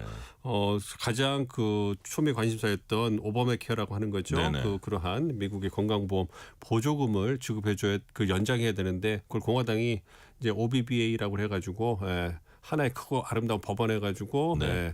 감세를 좀 시행을 하거든요. 그러니까 세수가 부족하잖아요. 이 오바마 케어는 엄청난 돈이 들긴 드는 거죠. 보조금을 좀 많이 줘야 되는 예, 거죠. 예. 그 부분이 있는 거니까 왜냐하면 미국의 그 보험 수가가 아시는 것처럼 워낙 비싸기 때문에 그 부분에서 어느 정도의 보험회사들에게 뭔가 좀 수지를 맞춰주려면 국가가 도와줄 수밖에 없거든요. 네. 소득 수준에 따라서 그 부분을 해줘야 되는데 이제 국가 재정이 들어가니까 민주당은 그냥 기꺼이 해주지만 공화당은 그 부분 탐탁지 않아 하거든요. 네네. 그 부분에 있어서 그 연방 예산에 그걸 보조금 연장을 해줄 것이냐 그거 갖고 기싸움을 한 건데 결국 그거는 이제 추후에 논의하자 이렇게 이제 그 합의를 하고 더 이상 이게 장기화돼서는 안 되겠다. 그렇죠. 예. 그래서 이제 여당 책임도 있고 야당 책임도 있는 거 아니겠습니까? 그러니까 해고된 연방 직원도 그 다시 복직을 시키고 네. 그다음에 이제 그 푸드 스탬이라고 그래가지고 저소득층 영양 보증 지원 프로그램 이거 보조금이 이제 지급이 안 되면서 많은 논란이 있었거든요. 요것도 다시 이제 포함시키는 이런 부분들 그리고 이제 뭐 휴직 공무원들의 체불 임금도 보장하는 돈. 이래서 어떤 공화 민주 양당의 어떤 의원들 간의 이해관계를 절충을 해서 가장 민감한 건 빼고 그냥 이렇게 봉합을 해서 일종의 봉합이군요. 1월까지 임시 예산을 마련을 했습니다. 그래서 이런 걸 보면 참 안타깝죠. 그렇다면 40일까지 끌 이유는 없던 거 아니었나 이런 생각이 들죠. 아유, 그 많은 사람이 사실상 일자리를 잃은 거나 마찬가지인데 다시 복직도 좀 되겠지만 자, 그런 큰 어떤 진통을 겪고 그것을 이제 좀 마무리돼 간다고 말씀해 주셨고요. 이번에는 미국의 최근 지방선거에서 있었던 얘기들 좀 짚어보도록 하겠습니다. 얼마 전에 뉴욕시장, 뉴저지 주지사, 버지니아 주지사 등 미국 일부 지역 지방선거에서 민주당 후보들이 약진했습니다. 뉴욕시장과 버지니아 주지사 등의 선거 결과 이건 어떤 의미라고 평가를 하세요? 이길 사람이 이겼다. 그래요? 그 뉴욕, 뉴저지 이건 완전히 블루 스테이트 민주당 톱밭이고요. 버지니아는 남부의 관문이라고 하긴 하지만 요즘 들어서 이제 그 민주당 세가 좀 강한 지역이기 때문에 민주당이 이길 거라고 예상됐던 지역이다. 근데 여하튼 공화당으로부터 탈환은 한 거죠 이번에? 지금 봤을 때 버지니아 주지사 같은 경우에는 한 번 뺏겼었어요. 탈환을 한 거고 뭐 뉴욕 같은 데는 뭐 공화당이 넘볼 수 없는 아성의 거의 명함을 못 내미는 그런 지역이 뉴저지도 뭐 비슷하고요. 그래서 그런 부분에서 좀 제가 개인적으로 볼 때는 이길 곳이 이겼다. 근데 이제 주목을 받는 거는 뉴욕 시장의 조란 맘단이라는 분이 그러니까 뭐 민주사회주의자 뭐 이런 얘기하면서 그 북유럽의 어떤 그 복지를 강조하는 그러한 그 개혁 성향의 민주 굉장히 좀 급진적이죠. 그런 극좌 이렇게 봐도 되는 거예요? 극좌까지는 아니더라도 그거는 아니지만 굉장히 좀 진보적이죠.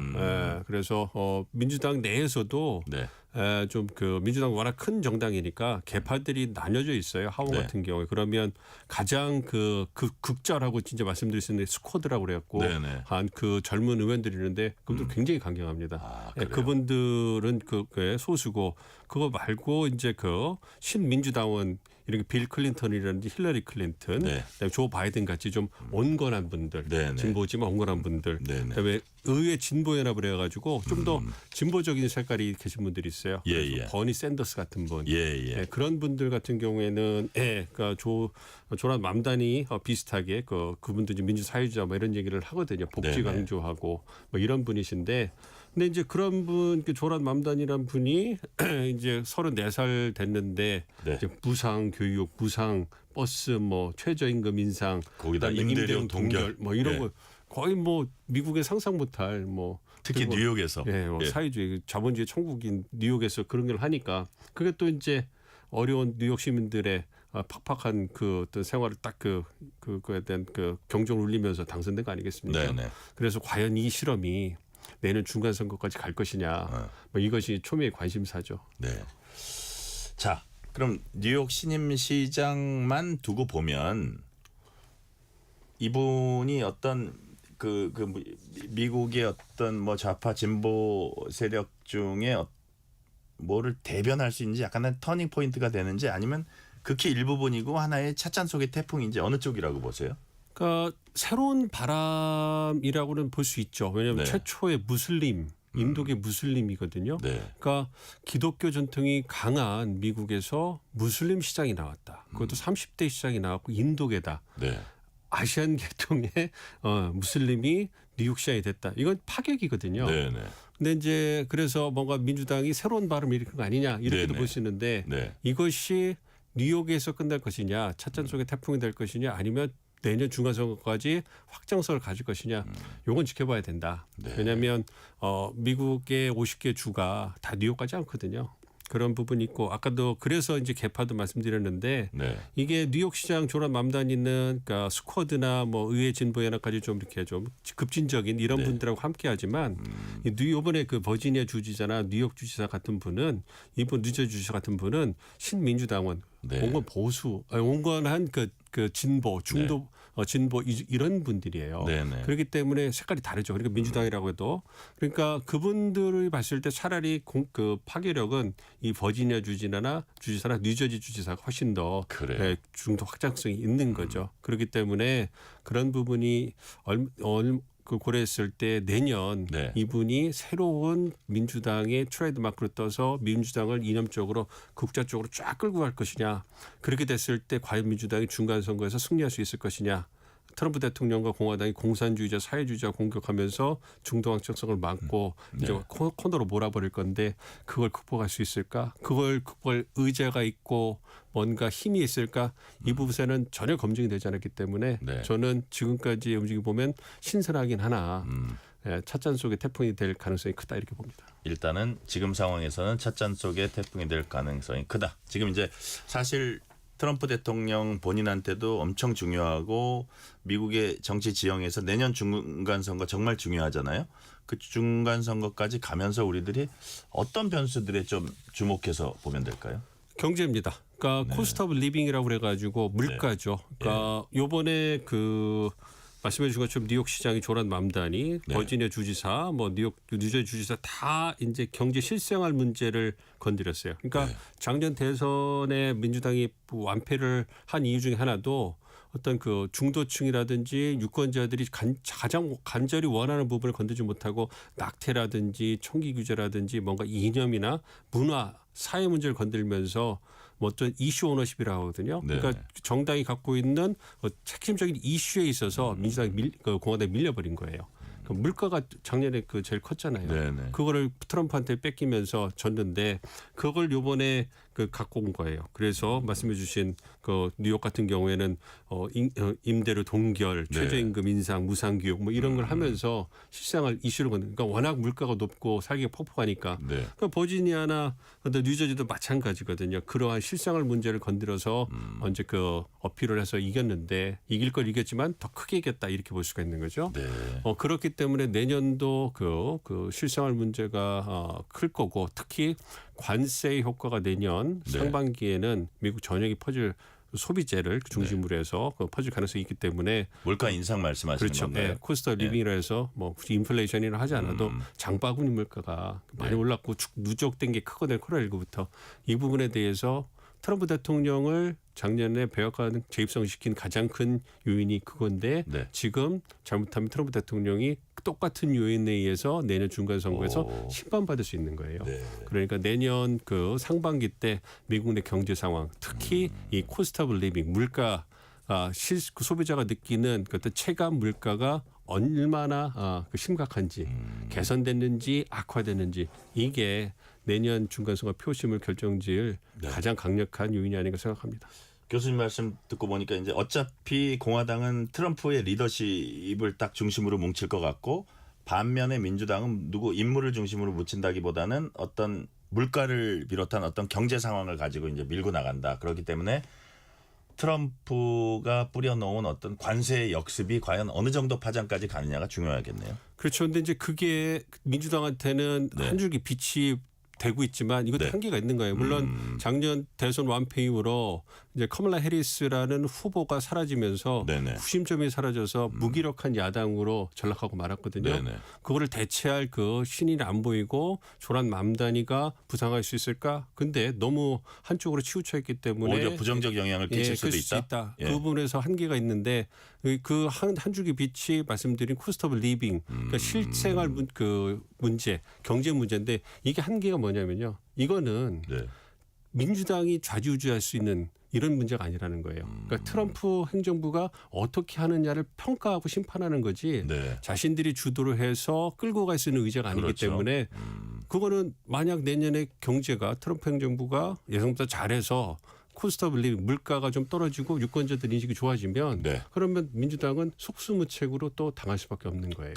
그런 한계를 민주당이 어떻게 극복할 것이냐. 즉 민주당이 내세울 수 있는 뭐 실생활 유권자들의 실생활을 터치하면서도 뭔가 민주당다운 의제를 만들어내야 되는데 그게 안 보인다는 게 근본적인 어려움이 아닌가 생각합니다. 이게 늘 반복해서 빌 클린턴의 바보야 문제는 경제야 이 문제로 계속 돌아오네요. 자, 시간 관계상 마지막 질문 드릴게요. 자, 대한민국 입장에서는 지금 미국의 어떤 변화를 주목하면은 좀 우리가 그 대응하는데 참고가 되겠습니까? 그러니까 미국 정치로 보면 중간 선거가 이제 오잖아요. 그러면 트럼프 대통령 이번에 아시아 순방하면서 뭘 했나 딱 보시면 말레이시아 가가지고 태국과 캄보디아의 평화협정하면서 체결하면서 피스메이커로서의 그 위상을 좀 세우려고 했고, 그다음에 한국, 일본, 중국과 관세 협상을 마무리하면서 정치적 성과를 가져갔어요. 거의 뭐 봉합하면서 갔잖아요. 그렇기 때문에 그거는 이제 관세 전쟁을 일단락하고 이제 성과를 내세우면서 내년에는 이제 제조업 부흥을 위한 노력을 주요국들 함께할 가능성이 있다. 중국과의 관계도 관리하고 한국과 협력을 증대하면서 자본은 좀 줄이고 일본도 마찬가지고 그래서 성과를 좀 낼 가능성이 있기 때문에 이제는 관리를 해나가는데 방점을 찍지 않을까. 그렇다면 한미 간에도 불협화음보다는 협력 증대할 가능성이 있기 때문에 어떻게 보면 내년 1년은 우리가 보다 더 공격적으로 투자를 하고 한다면 그렇다면 우리의 좀 경제적 이익을 좀 더 담보할 수 있는 해가 됐지 않을까. 그 부분을 트럼프 행정부도 보다 좀 정치적 승리, 중간선거 승리를 위해서 용인하지 않을까 생각을 합니다. 네, 트럼프의 경제적 부흥 이런 거에 우리가 잘 부합하면 우리 국익도 챙길 수 있다는 말씀까지 듣겠습니다. 오늘 말씀 여기까지입니다. 지금까지 민정훈 국립외교원 교수였습니다. 교수님 말씀 감사합니다. 네, 고맙습니다. 편지 왔습니다. 퇴근길 지친 당신에게 힘이 되는 뉴스를 전해드립니다. 매일 저녁 당신과 함께 읽는 세상 이야기. KBS 1라디오 뉴스레터 K.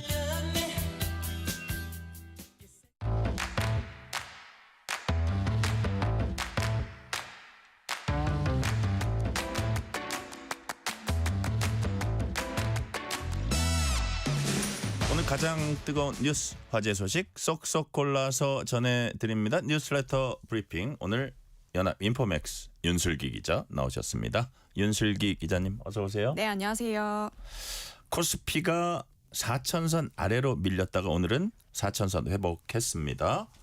이런 상황에서 정부와 여당이 배당소득 분리과세 완화를 지금 추진하고 있다고 합니다. 이거 어떤 내용입니까? 네, 증시가 조정을 받는 와중에도 배당 투자 활성화를 위한 세제 완화 논의가 본격화되고 있는 건데요. 현재 국회 기획재정위원회가 세법 개정안 심사에 착수했는데 핵심 쟁점 중 하나가 바로 배당소득 분리과세 최고세율 인하입니다. 지금은 개인의 이자와 배당소득이 연 2천만 원을 넘으면 종합소득세가 적용이 되는데 일정 요건을 충족한 고배당 기업의 배당소득은 별도로 분리과세를 받을 수 있습니다. 이때 최고세율이 3억 원 초과분의 35%인데 정부와 여야가 이를 25%로 낮추는 방향의 의견을 모으고 있는 겁니다. 고배당 기업의 요건은 두 가지인데요. 배당 성향이 40% 이상이거나 배당 성향이 25% 이상이면서 직전 3년 평균보다 5% 이상 증가한 기업입니다. 현재 코스피, 코스닥 상장사 약 2,300여 개 중 409개가 정도가 해당이 되고 있고요. 정부는 이렇게 세율을 낮추면 기업이 주주에게 더 많은 배당을 돌려줄 유인이 생겨서 자본시장 활력이 살아날 것으로 기대하고 있습니다. 네.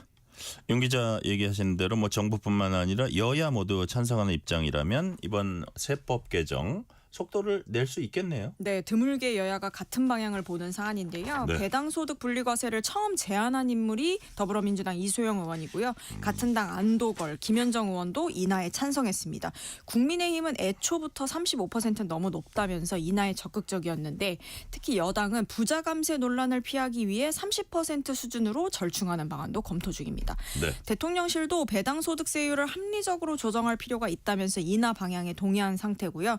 이번 논의는 좀 단순히 세금 깎아주기가 아니라 기업의 배당 정책을 유도해서 시장 신뢰를 회복하려는 좀 자본시장 활성화 전략의 일환으로 해석되고 있습니다. 네, 배당세율 외에도 다른 세목도 손질할 가능성이 있다고 합니다. 어떤 세금을 개편하는 방안들이 지금 추진되고 있습니까? 네, 우선 상속세 공제 한도 상향이 새로 테이블에 올랐는데요. 네. 배우자가 살던 집을 팔아서 세금을 내야 하는 현실이 좀 과하다는 지적이 이어지면서 일괄 공제 한도를 5억 원에서 7억 원으로, 배우자 공제는 최소 5억 원에서 10억 원으로 올리는 법안이 추진 중입니다. 민주당 정의령 의원이 발의했는데 이재명 대통령이 언급했던 일괄 공제 8억 원, 배우자 공제 10억 원 구상과도 좀 같은 방향입니다. 여당도 찬성 기조라 정치적 합의 가능성이 높은데요. 반면 교육세 인상안은 좀 갈등 요인이 되고 있습니다. 정부는 인공지능 인재 육성과 교육 인프라 확충 재원을 마련하기 위해 1조 원 이상의 영업 수익을 내는 금융사에 교육세율을 0.5%에서 1%로 인상하겠다는 입장인데, 야당인 국민의힘은 지방 교육 재정이 이미 흑자인 상황에서 추가 증세는 불필요하다면서 반대하고 있습니다. 네. 주제를 바꿔보겠습니다. 울산 화력발전소 보일러타워 붕괴 사고 이후에 구조 작업이 여전히 지금 난항을 겪고 있습니다. 현재 상황 구체적으로 어떻습니까? 네, 사고가 발생한 울산 화력발전소 5호기 인근에는 오늘도 4호기와 6호기 해체를 위한 사전 작업이 이틀째 이어지고 있는데요. 네. 이 두 개의 타워는 무너진 5호기와 불과 30m 거리에 쌍둥이처럼 서 있어서 추가 붕괴 위험 때문에 중장비를 투입한 본격적인 구조 작업이 불가능한 상태입니다. 현재는 사전 취약화 작업이 진행 중인데요. 이게 바로 폭파 해체 전 단계인데, 기둥이나 볼을 미리 절단해서 구조물을 좀 약화시키는 작업입니다. 4호기는 이미 100% 취약화 작업을 마쳤고요. 6호기는 어제부터 75% 정도 진행된 상태입니다. 작업자들은 고소 작업대를 타고 외벽에 절단 작업을 진행하는 방식으로 접근하고 있는데, 네. 문제는 사실 기상 여건과 안전성이거든요. 어젯밤에는 날이 어두워지고 초속 5m에 가까운 바람 불면서 작업이 중단되기도 했습니다. 당국은 이르면 이번 주 초까지 폭약 설치를 마치고 발파 준비를 마무리할 계획이지만 날씨랑 현장 안정성에 따라서 좀 일정이 지연될 가능성도 있는 상황입니다. 그래요. 이번 주 초까지는 그렇고, 그렇다면 그 이후 향후 일정은 어떻게 잡혀 있어요? 네, 발파 해체가 완료되면 곧바로 매물자 수색과 구조 작업이 좀 본격적으로 시작될 예정인데요. 현재 현장에는 대형 크레인과 굴착기 등 중장비들이 대기 중이지만 5호기 주변 구조물이 여전히 불안정해서 접근이 좀 제한된 상황입니다. 당국은 4호기와 6호기를 모두 해체한 뒤 5호기 잔해를 들어서 올리는 방법으로 작업을 단계적으로 진행할 계획인데요. 폭약 설치 전에는 구조물의 안전 진단도 병행하고 있습니다. 현재 HD현대 기술팀이 4호기를 점검 중이고 6호기도 취약화가 끝나는 대로 진단을 진행할 예정입니다. 그래요. 그렇다면 현재까지 집계된 인명 피해 규모는 어떤지, 그리고 향후 대응 계획도 있을 것 같아요. 네, 이번 보일러타워 붕괴 사고로 모두 7명이 외몰이 됐는데요. 이 중 3명이 숨졌고 2명은 사망 추정, 나머지 2명은 여전히 실종 상태입니다. 네. 중수보는 실종자들이 5호기 잔해 내부에 갇혀 있을 가능성이 높다고 보고 있습니다. 지금까지는 현장 접근 자체가 어려워서 드론이나 수색견을 이용한 탐색에 집중했지만 4호기와 6호기 해체가 끝나면 중장비를 투입해 잔해를 들어올리는 정밀 수색 단계로 전환될 예정입니다. 한편 노동부와 경찰은 원인 규명과 책임자 조사에도 착수한 상태입니다. 네. 연세대학교 NLP와 챗 GPT 수업에서 비대면 중간고사 집단 부정행위 정황이 포착이 됐다고 합니다. 이거 어떻게 된 거예요? 네, 해당 수업은 3학년 대상으로 대형 교양으로 알려졌는데요. 수강 인원이 약 600명 정도가 됩니다. 네. 시험은 지난달 15일 온라인 객관식으로 진행이 됐는데 학생들은 시험 내내 화면, 손, 얼굴 촬영 영상을 제출해야 했습니다. 일부 학생은 카메라 각도를 조정해서 사각지대를 만들었는데 화면 위에 프로그램을 겹쳐 띄우기도 한 것으로 확인됐습니다. 문제 캡처나 창 전환 반복 정황도 포착이 된 건데요. 담당 교수는 영상 전수 조사한 뒤에 자수를 권고했습니다. 자수하면 중간고사 0점, 발뺌하면 학칙에 따른 유기정학을 예고한 건데요. 학교는 지금까지 40명이 자수했고 의심자 10명을 별도로 확인 중이다라고 밝혔습니다. 수강생 커뮤니티 비공식 투표에선 컨닝했다라는 응답이 절반 이상이라는 말도 나오고 있습니다. 다만 좀 공식적인 적발 인원과는 차이가 날 수 있는 상황입니다. 자, 이게 이제 오픈북은 아니고 어쨌든 부정행위를 했다 뭐 이런 거고, 그 규모는 이제 더 파악 중이라는 얘기인데, 이 보니까 뭐 챗 GPT 같은 생성형 AI 활용이 부정행위 핵심 도구로 이제 지목이 되고 있잖아요. 그래서 대학가의 AI 확산으로 인한 제도상의 허점, 지금 어느 정도라고 파악하고 있습니까? 네, 학생들은 AI를 검색, 풀이 도구로 활용하는 경향이 좀 강했는데요. 수강생이 한 인터뷰에선 나만 안 쓰면 학점에서 불리하다라는 분위기가 전해지기도 했습니다. 네. 이게 조사에 따르면요, 대학생의 91.7%가 과제, 자료 검색에 AI 활용 경험이 있는데요. 반면 전국 대학의 약 71%는 공식적인 가이드라인이 부재 상태인 것으로 확인됐습니다. 그러니까 이용은 좀 급증하고 있는데 규범이나 가이드라인이 공백인 상태인 겁니다. 교수 사회는 사고력 저하 우려를 제기하고 있는데요. 사실 뭐 걷는 법부터 배워야 되는데 오토바이를 탄다라는 비유까지 나오고 있는 상황입니다. 네. 그러나 AI 성능 고도화로 기존 감시, 차단 중심의 관리가 한계에 부딪히고 있는 상황이고요. 네. 비대면 객관식은 AI 다반 복제에 취약한 상황이라 또 그리고 카메라 감시는 프라이버시, 효율성 논란도 낳고 있습니다.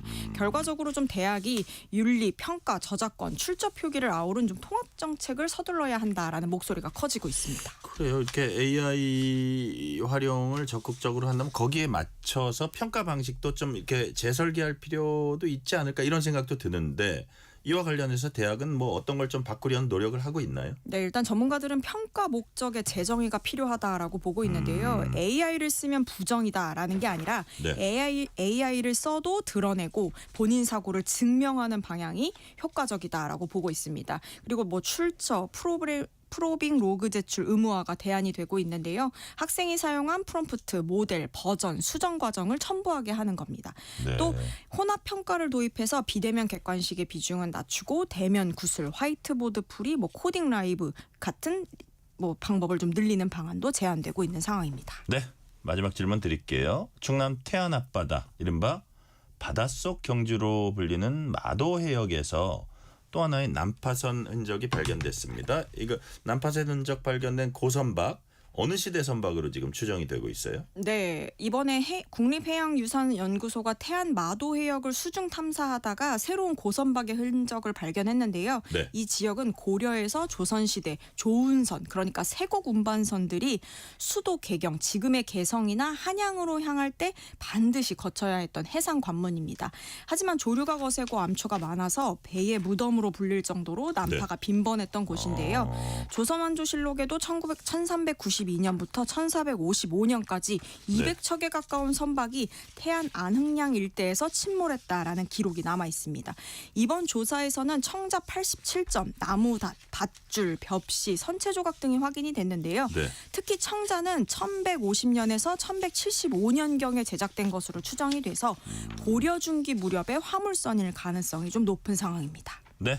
오늘 말씀은 여기까지 듣겠습니다. 지금까지 연합인포맥스 윤슬기 기자였습니다. 윤슬기 기자님 오늘 말씀 감사합니다. 고맙습니다.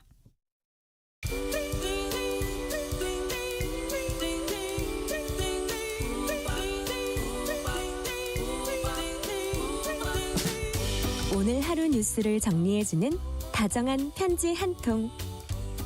KBS 1라디오 뉴스레터 K.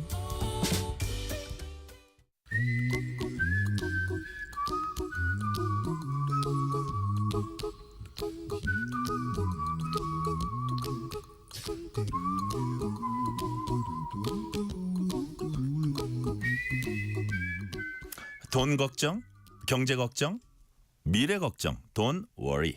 전문가와 함께 모든 경제 걱정 해소해드리는 시간입니다. 오늘도 권혁중 경제평론가 나오셨습니다. 권혁중 평론가님 어서 오세요. 네, 안녕하십니까. 자, 지난주에 미국발 AI 거품론이 퍼지면서 국내 증시 휘청했습니다. 오늘은 코스피 4천선 회복했는데 뭐 여전히 불안 요소는 뭐 있어 보이고요. 자, 오늘은 AI 거품론 알아봅니다. 권혁중 평론가님, 네. 지난주에 매도 사이드카까지 발동할 정도로 물량 쏟아져 나왔잖아요. 네네. 오늘은 어느 정도 회복됐나요? 일단 지금 매도 사이드카가 지난주에 나온 만큼의 이제 그만큼으로 다시 한번 올랐다. 좀 그래요? 생각을 해봅니다. 그래서 좀 회복이 됐다라고 이제 보시면 되겠는데요. 네네. 이 코스피는 오늘 한 3% 넘게 올랐고요. 코스닥도 1.32% 이제 오르면서 이제 우려를 좀 걷어냈다라고 보시면 되겠는데 이유는 딱 두 가지였습니다. 일단 뭐 내년도 세법 개정안에 대해서 배당 소득에 대한 분리과세 최고 세율을 조절하겠다라는 이제 정치권의 얘기가 나오면서 이게 주식시장에서 가장 또 원했던 이유거든요. 네. 그래서 지금 정치권에서 특히 여당에서 시장에서 원하는 목소리를 내주고 있는 거죠. 이게 저는 잘했다 못했다 이거는 일단 판단은 좀 미루겠지만 네네. 그러니까 시장이 원하는 거를 좀 던지고 있어서 그게 어쨌든 원인이 됐다. 그렇죠. 원인이 되죠. 그래서 상승을 하는 요인이기도 하기도 하고요. 또 하나는 또 셧다운 종료 가능성에 대해서 얘기가 나오다 보니까 네. 불확실성이 하나가 또 사라지잖아요. 그렇게 되면. 그래서 이제 주식시장의 위험자산 선호 심리가 좀 나아졌습니다. 네. 미국산 또 미국발 셧다운 종료 네. 가능성이 커지니까 그 부분도 이제 긍정적 요소로 작용했다는 말씀이시고요. 네. 자, 지난주 상황으로 잠깐 되돌아가 볼게요. 매도세 원인으로 지목된 게 말씀드렸던 AI 거품론입니다. AI에 대한 기대 때문에 지금 시장의 과도하게 부풀어 올랐다. 그런 뜻인가요? 맞죠. 이게 어떤 거냐면 지금의 주식시장을 이끌고 있는 게 AI입니다. 네. AI와 관련돼 있으면 다 오르거든요. 그러다 보니 이게 너무 밸류에이션 그러니까 너무 고평가되어 있다라고 이제는 많은 전문가들이 이야기를 하고 있는 거죠.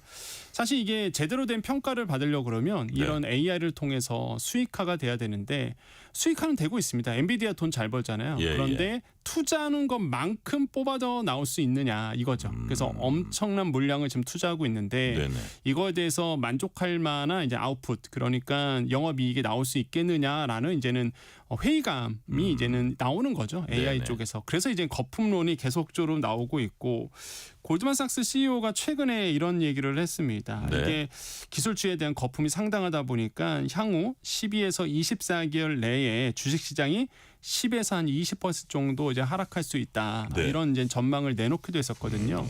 그래서 뭐 시장에서는 AI 거품이 이제 거칠 수도 있다. 이런 이제 목소리가 나오고 있는 거는 분명한 팩트고요. 이게 뉴욕이나 우리나라에 대한 주식시장이 이제 악재의 하나로서 이제 작용을 하고 있다. 이렇게 판단해 봅니다. 그래요.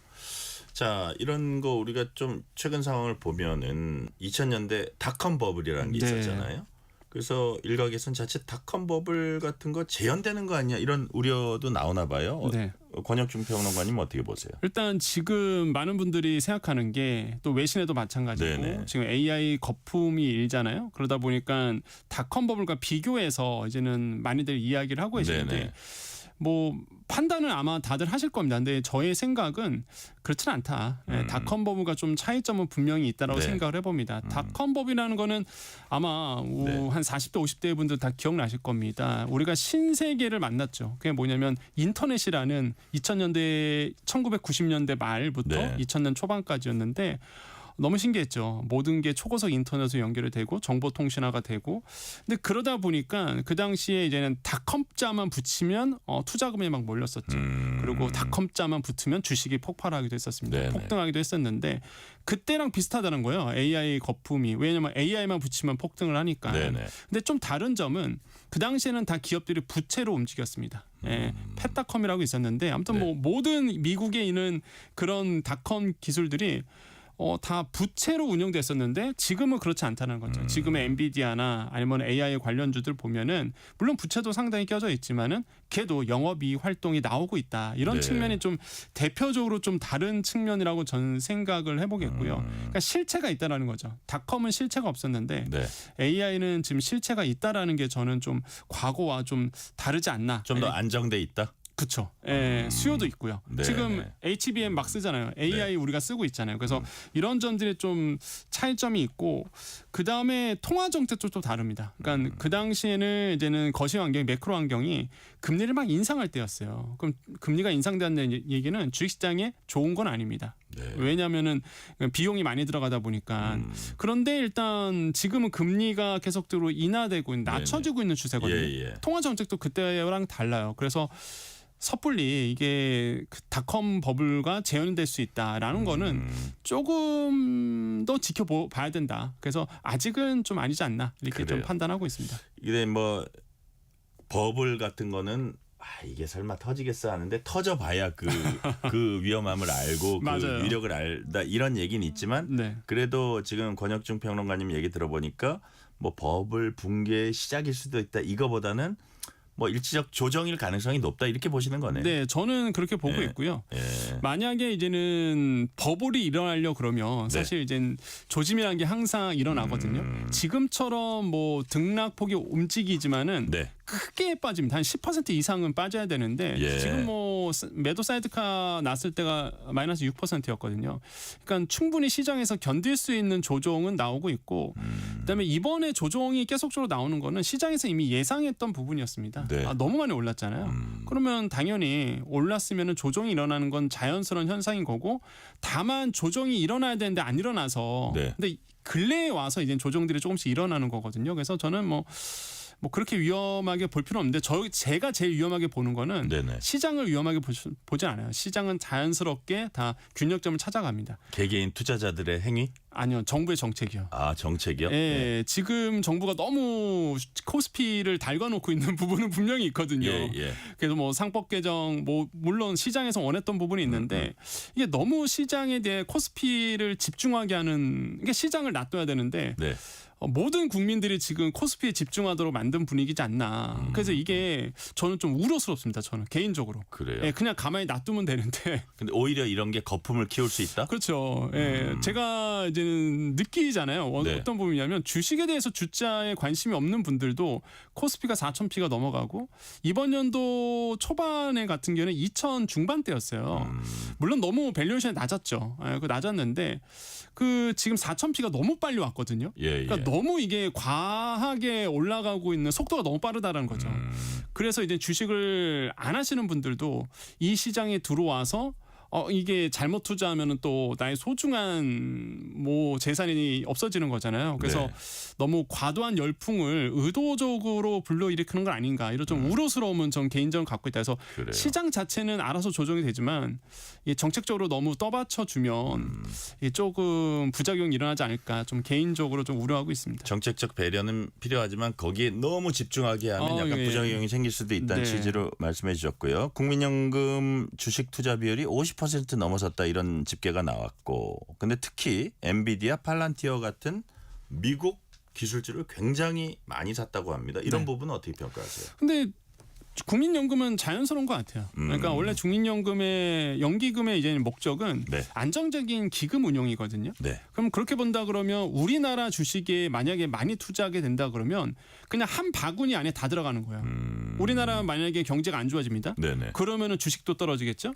그럼 수익률이 떨어지죠. 연기금도 손해가 납니다. 그러니까 당연히 연기금 입장에서는 해외에 분산 투자하는 건 당연한 거예요. 그래서 이제는 미국에 특히 크게 올랐던 기술주에 투자하는 거는 저는 당연한 수순이다라고 생각을 해보겠고요. 이게 뭐 잘못된 거라 그러지 않습니다. 다만 지금 제가 말씀드리고 싶은 거는 또 하나는 우리나라의 지금 연기금이 우리나라 주식의 한 14.9%가 최대거든요. 근데 이거를 플러스 마이너스 3% 정도는 운용을 할 수 있어요. 지금 보면은 거의 한 17% 되거든요. 그러니까 국내에 투자할 만큼 다 투자한 상태입니다. 그러니까 저는 이것도 좀 한편으로는 좀 우려스럽다는 거예요. 그래서 연기금이 물론 국내에 주식에 투자하는 거는 분명히 좋은 현상이나 근데 이게 또 정치권의 눈치를 봐서 혹시나 투자하지 않아야 되는데 투자하는 건 아닌가 이런 좀 우려스러운 부분이 좀 없지 않아 있고요.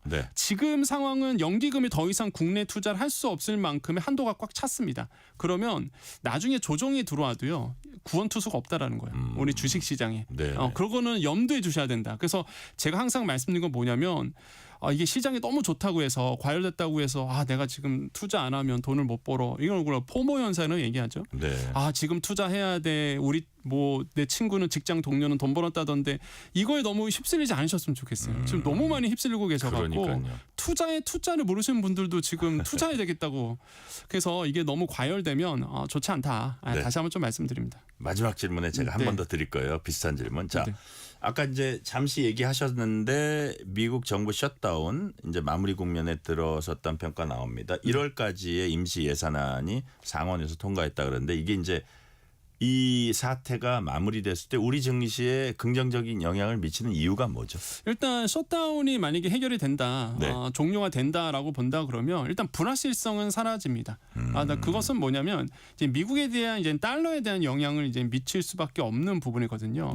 물론 이런 부분은 뭐 증시로 보면은 좋지 않을 수 있어요. 왜냐하면 강달러 현상이 또 일어날 거니까 지금 같은 경우에도 물론 강달러지만 이 달러에 대한 악영향을 주고 있는 게 이 셧다운이었거든요. 그럼 만약 셧다운이 해결이 됩니다. 그러면 이제는 달러에 대한 이제 수요 폭이 더 많아질 수밖에 없는 부분이고 그렇게 된다 그러면 역시나 환율이 더 오르게 되고 환율이 계속 오를 거라고 외국인들을 본다 그러면 야 이거 환차손 일어나기 전에 빼고 나가야 되겠다 이런 어떤 생각이 더 들 수도 있어요. 그러니까 외국인 투자자 빠져나가면 환율이 불안해진다 그런 말씀이잖아요. 그렇죠. 그런데 이제는 한편으로 좋은 점은 일단은 증시에서는 가장 싫어하는 건 불확실성입니다. 그러니까 불확실성이 하나가 해소가 되니까 예측 가능한 수준으로 갈 수 있으니까 이런 점들은 사실 위험 자산의 이제 선호 심리가 나올 수밖에 없는 거겠죠. 그래서 지금 시장은 일단 이런 점들을 이제는 목격을 하고 있습니다. 지금 시장은 그런 점들이 목격되고 있다는 말씀이시고 지난주 상황을 잠시 또 하나 좀 여쭤보면은 막 외국인 투자자들 빠져나갈 때요. 그걸 또 떠받치게 개미였거든요. 그래서 몇 달 전만 해도 이런 농담 반 진담 반 얘기가 있었습니다. 국장 탈출은 지능순이다라는 약간 우스갯소리도 있었는데 근데 개미들이 국장으로 돌아온 배경은 뭐라고 보세요? 역시나 수익률이죠. 수익률. 이번 연도 초반에 2,500선이었습니다. 근데 지금 4,000씩 넘어갔잖아요. 그러니까 당연히 수익률을 보고 올 수밖에 없습니다. 처음에는 의심했어요. 개인 투자자들도. 에이 이러다가 말겠지. 그랬는데 정부가 이제는 정책 모멘텀을 계속적으로 이제 불쏘시개로 영향을 주고요. 그러다가 이제 AI에 대한 확실한 이제 믿음이 생기니까 수익률이 계속 높아지는 거예요. 그럼 이제 개인 투자자분들은 단기 투자하시는 분들이 굉장히 많거든요. 미국처럼 좀 다릅니다. 그러다 보니 이게 수익률에 또 휩쓸립니다. 그럼 빨리 지금 국내에 투자해야 되고 그 중에서도 AI 반도체 쪽으로 이제 많이 투자를 하신 부분이 있죠. 그래서 이런 점들이 좀 시장에 영향을 줬는데 가장 우려스러운 거는 역시나 B2가 많아졌다는 거죠. 제가 마지막 질문 딱 한 번 더 말씀하시도록 B2 너무 많아졌는데 지금 빚내서 투자하시는 분들한테 우리 권혁중 평론가님이 당부의 말씀 마지막으로 한 말씀 해주세요. 신용거래 융자 잔고가 25조 8천억 원을 넘어섰습니다. 그 뜻은 뭐냐면 일단 오늘 자기 전에 부부를 하시려면 남편이나 아내분에게 물어보세요. 주식 투자 혹시 하고 있냐. 그러면 무슨 돈으로 하고 있냐. 이걸 꼭 물어보셨으면 좋겠어요. 혹시나 이제는 빚내서 투자하는 건 아닌지 자금 출처를 꼭 한번 조사를. 그건 한번 체크해봐야 된다. 체크해봐야 됩니다. 그래서 여윳돈으로 하는 건 만약에 문제가 빚내서 한다 그러면. 일단 저는 말립니다. 말려요. 왜냐하면 빚내서 투자한다는 얘기는 여유 자금 없이 이제 레버리지라든지 아니면 과도한 수익을 위해서 사실 빚을 내서 더 들어가는 거잖아요. 근데 항상 이제 B2라는 거는 반대 매매를 걱정하셔야 되거든요. 증거금이 부족하면 반대 매매 들어옵니다. 내가 억지로 이제 팔아야 되거든요. 매도가 던지기 때문에 손해가 커요. 그래서 B2는 사실상 제가 봤을 때는 너무 위험하다. 너무 위험한 방식이고 마이너스 통장도 지금 더 늘었다고요. 팩트가. 그래서 자료 조사해봤더니 마통도 지금 많이 뚫어놓으시고 잔액도 지금 2달 전보다 6천억 원이 늘어났습니다. 얼로 투자했을까라고 본다 그러면 제가 봤을 때는 주식시장에 들어왔을 것 같아요. 그래. 그래서 이렇게 빚내서 투자하는 거는 지금 좋지 않다. 이게 도파민이 막 나오면서 장기 저자로 되거든요. 그래서 조금 이거는 좀 지양해야 되지 않을까 생각을 해봅니다. B2 지양하고 여유 자금으로 투자하라. 오늘 말씀 여기까지 듣겠습니다. 지금까지 권혁중 경제평론가였습니다. 말씀 감사합니다. 네, 감사합니다. 오늘 뉴스레터 K는 여기까지입니다. 커피 쿠폰 당첨자 명단은 뉴스레터 K 홈페이지 확인해 주시고요. 끝곡으로는 로제의 2 years 듣겠습니다. 오늘도 함께해 주신 청취자 여러분 진심으로 감사드립니다. 지금까지 뉴스레터 K 전종철입니다. But the heart breaks physical. Got a place, moved away.